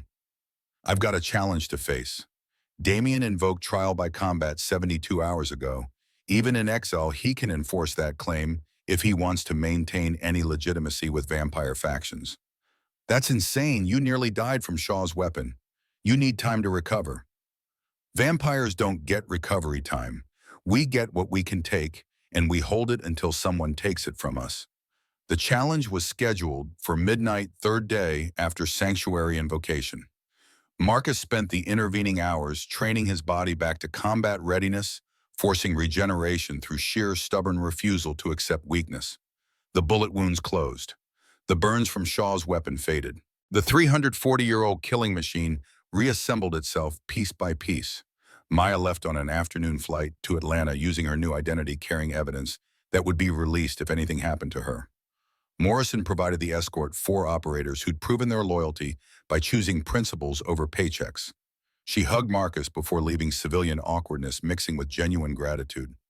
Thank you for everything. Don't thank me yet. Survive the next decade, build a life that matters, then maybe thank me. Will I see you again? Probably not. My world and yours don't intersect safely. She left. Marcus watched her go and felt something ease in his chest that he didn't examine too closely. Nathaniel would have approved, would have called it doing right for its own sake, protecting people, because that's what soldiers did when they remembered their humanity. The Covenant Hall filled with witnesses for the challenge. Not the usual 40 representatives, but hundreds of vampires traveling from across the country to watch Marcus Kane and Damian Thornwood resolve questions that went deeper than sanctuary law. This was about philosophy, about whether vampires should hide or dominate, cooperate or conquer, evolve or extinction. Damian arrived with theatrical precision, blonde hair, perfect three-piece suit, immaculate, surrounded by followers who'd chosen his vision of vampire supremacy over Adrian's compromises. He looked at Marcus with satisfaction, barely concealed behind professional courtesy. You've looked better. Shaw's hospitality didn't agree with you. I've had worse. Kaysan was particularly unpleasant. Always the soldier, always the warrior. But warriors die, Marcus. They fight until something finally kills them. I'm offering you that release. Alaric Stone presided as neutral arbiter, ancient vampire who'd helped write the Covenant. His voice carried weight that transcended politics, the authority of someone who'd survived by being smarter than the violence around him. Combat until submission or death. Victor claims territory and precedent. Loser's sanctuary claims are voided. Traditional terms. The arena cleared. Marcus and Damian circled each other with the wariness of predators evaluating threat levels. Damian was older, faster, stronger. He'd been turned in 1640, had fought in wars. Marcus hadn't been born to see carried experience that numbered in centuries. But Marcus had spent 340 years learning that experience mattered less than willingness to pay the price victory required.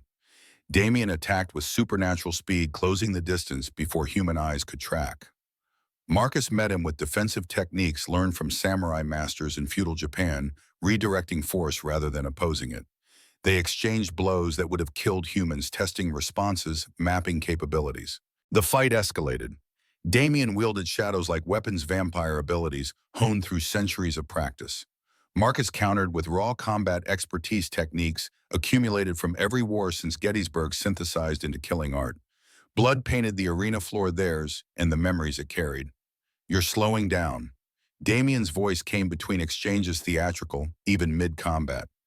Shaw's weapon affected you more than you're admitting. Your healing is compromised. Marcus didn't waste breath responding. Damian was right.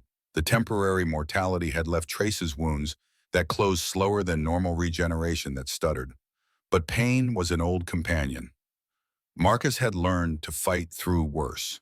Damian pressed his advantage, driving Marcus toward the arena's edge. The assembled vampires watched with predatory stillness, waiting to see which vision would triumph. Survival through hiding or survival through dominance. Cooperation or conquest. Humanity or monstrosity. Then Marcus stopped retreating. Damian's next attack met not defense but counteroffensive, Marcus accepting damage to deliver worse. They crashed together with impact that cracked stone floor. Two apex predators locked in death embrace. Damian had speed, Marcus had desperation. Damian had strength. Marcus had nothing left to lose. The mathematics shifted, calculation replacing choreography. This wasn't demonstration combat. This was survival. Marcus got his hand around Damian's throat, squeezed with grip that could crush steel.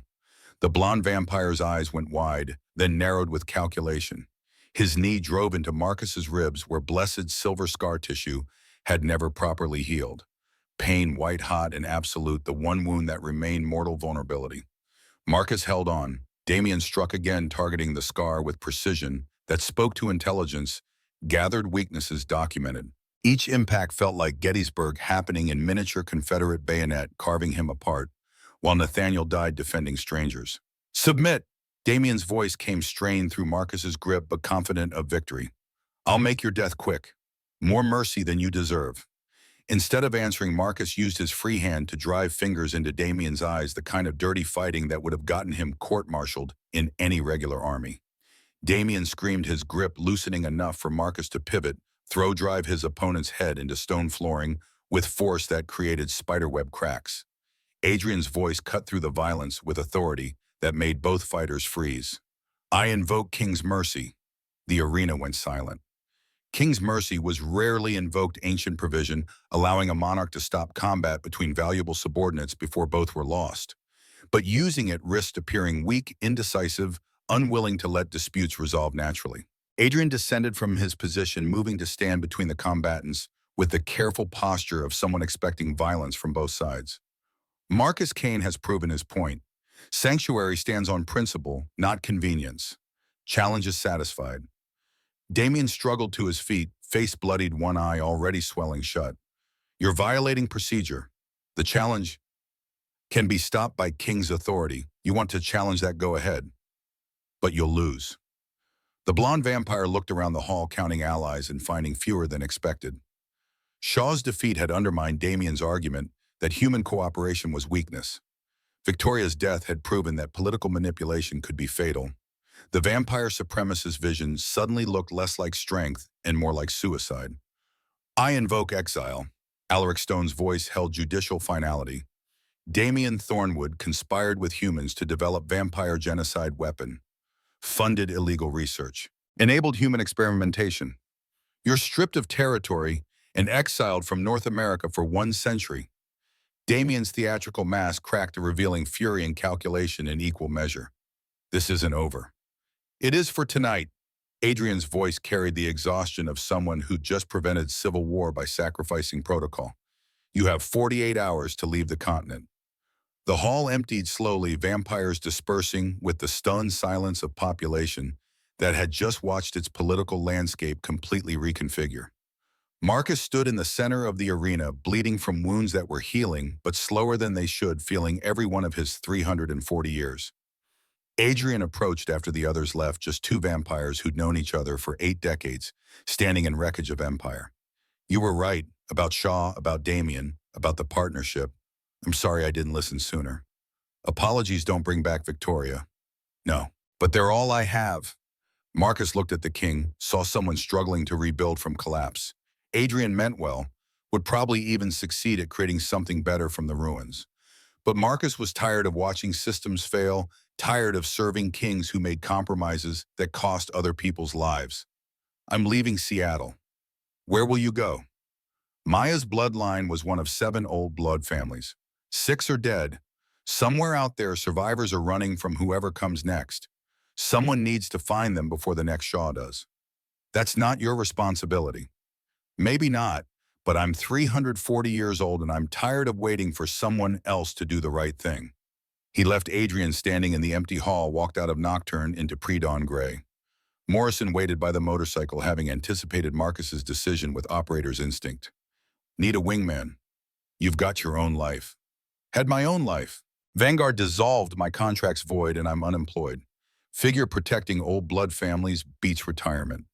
They drove through Seattle as the city woke, past commuters heading to jobs they tolerated, past homeless encampments, where people survived on society's margins, past all the small human struggles that continued regardless of vampire politics.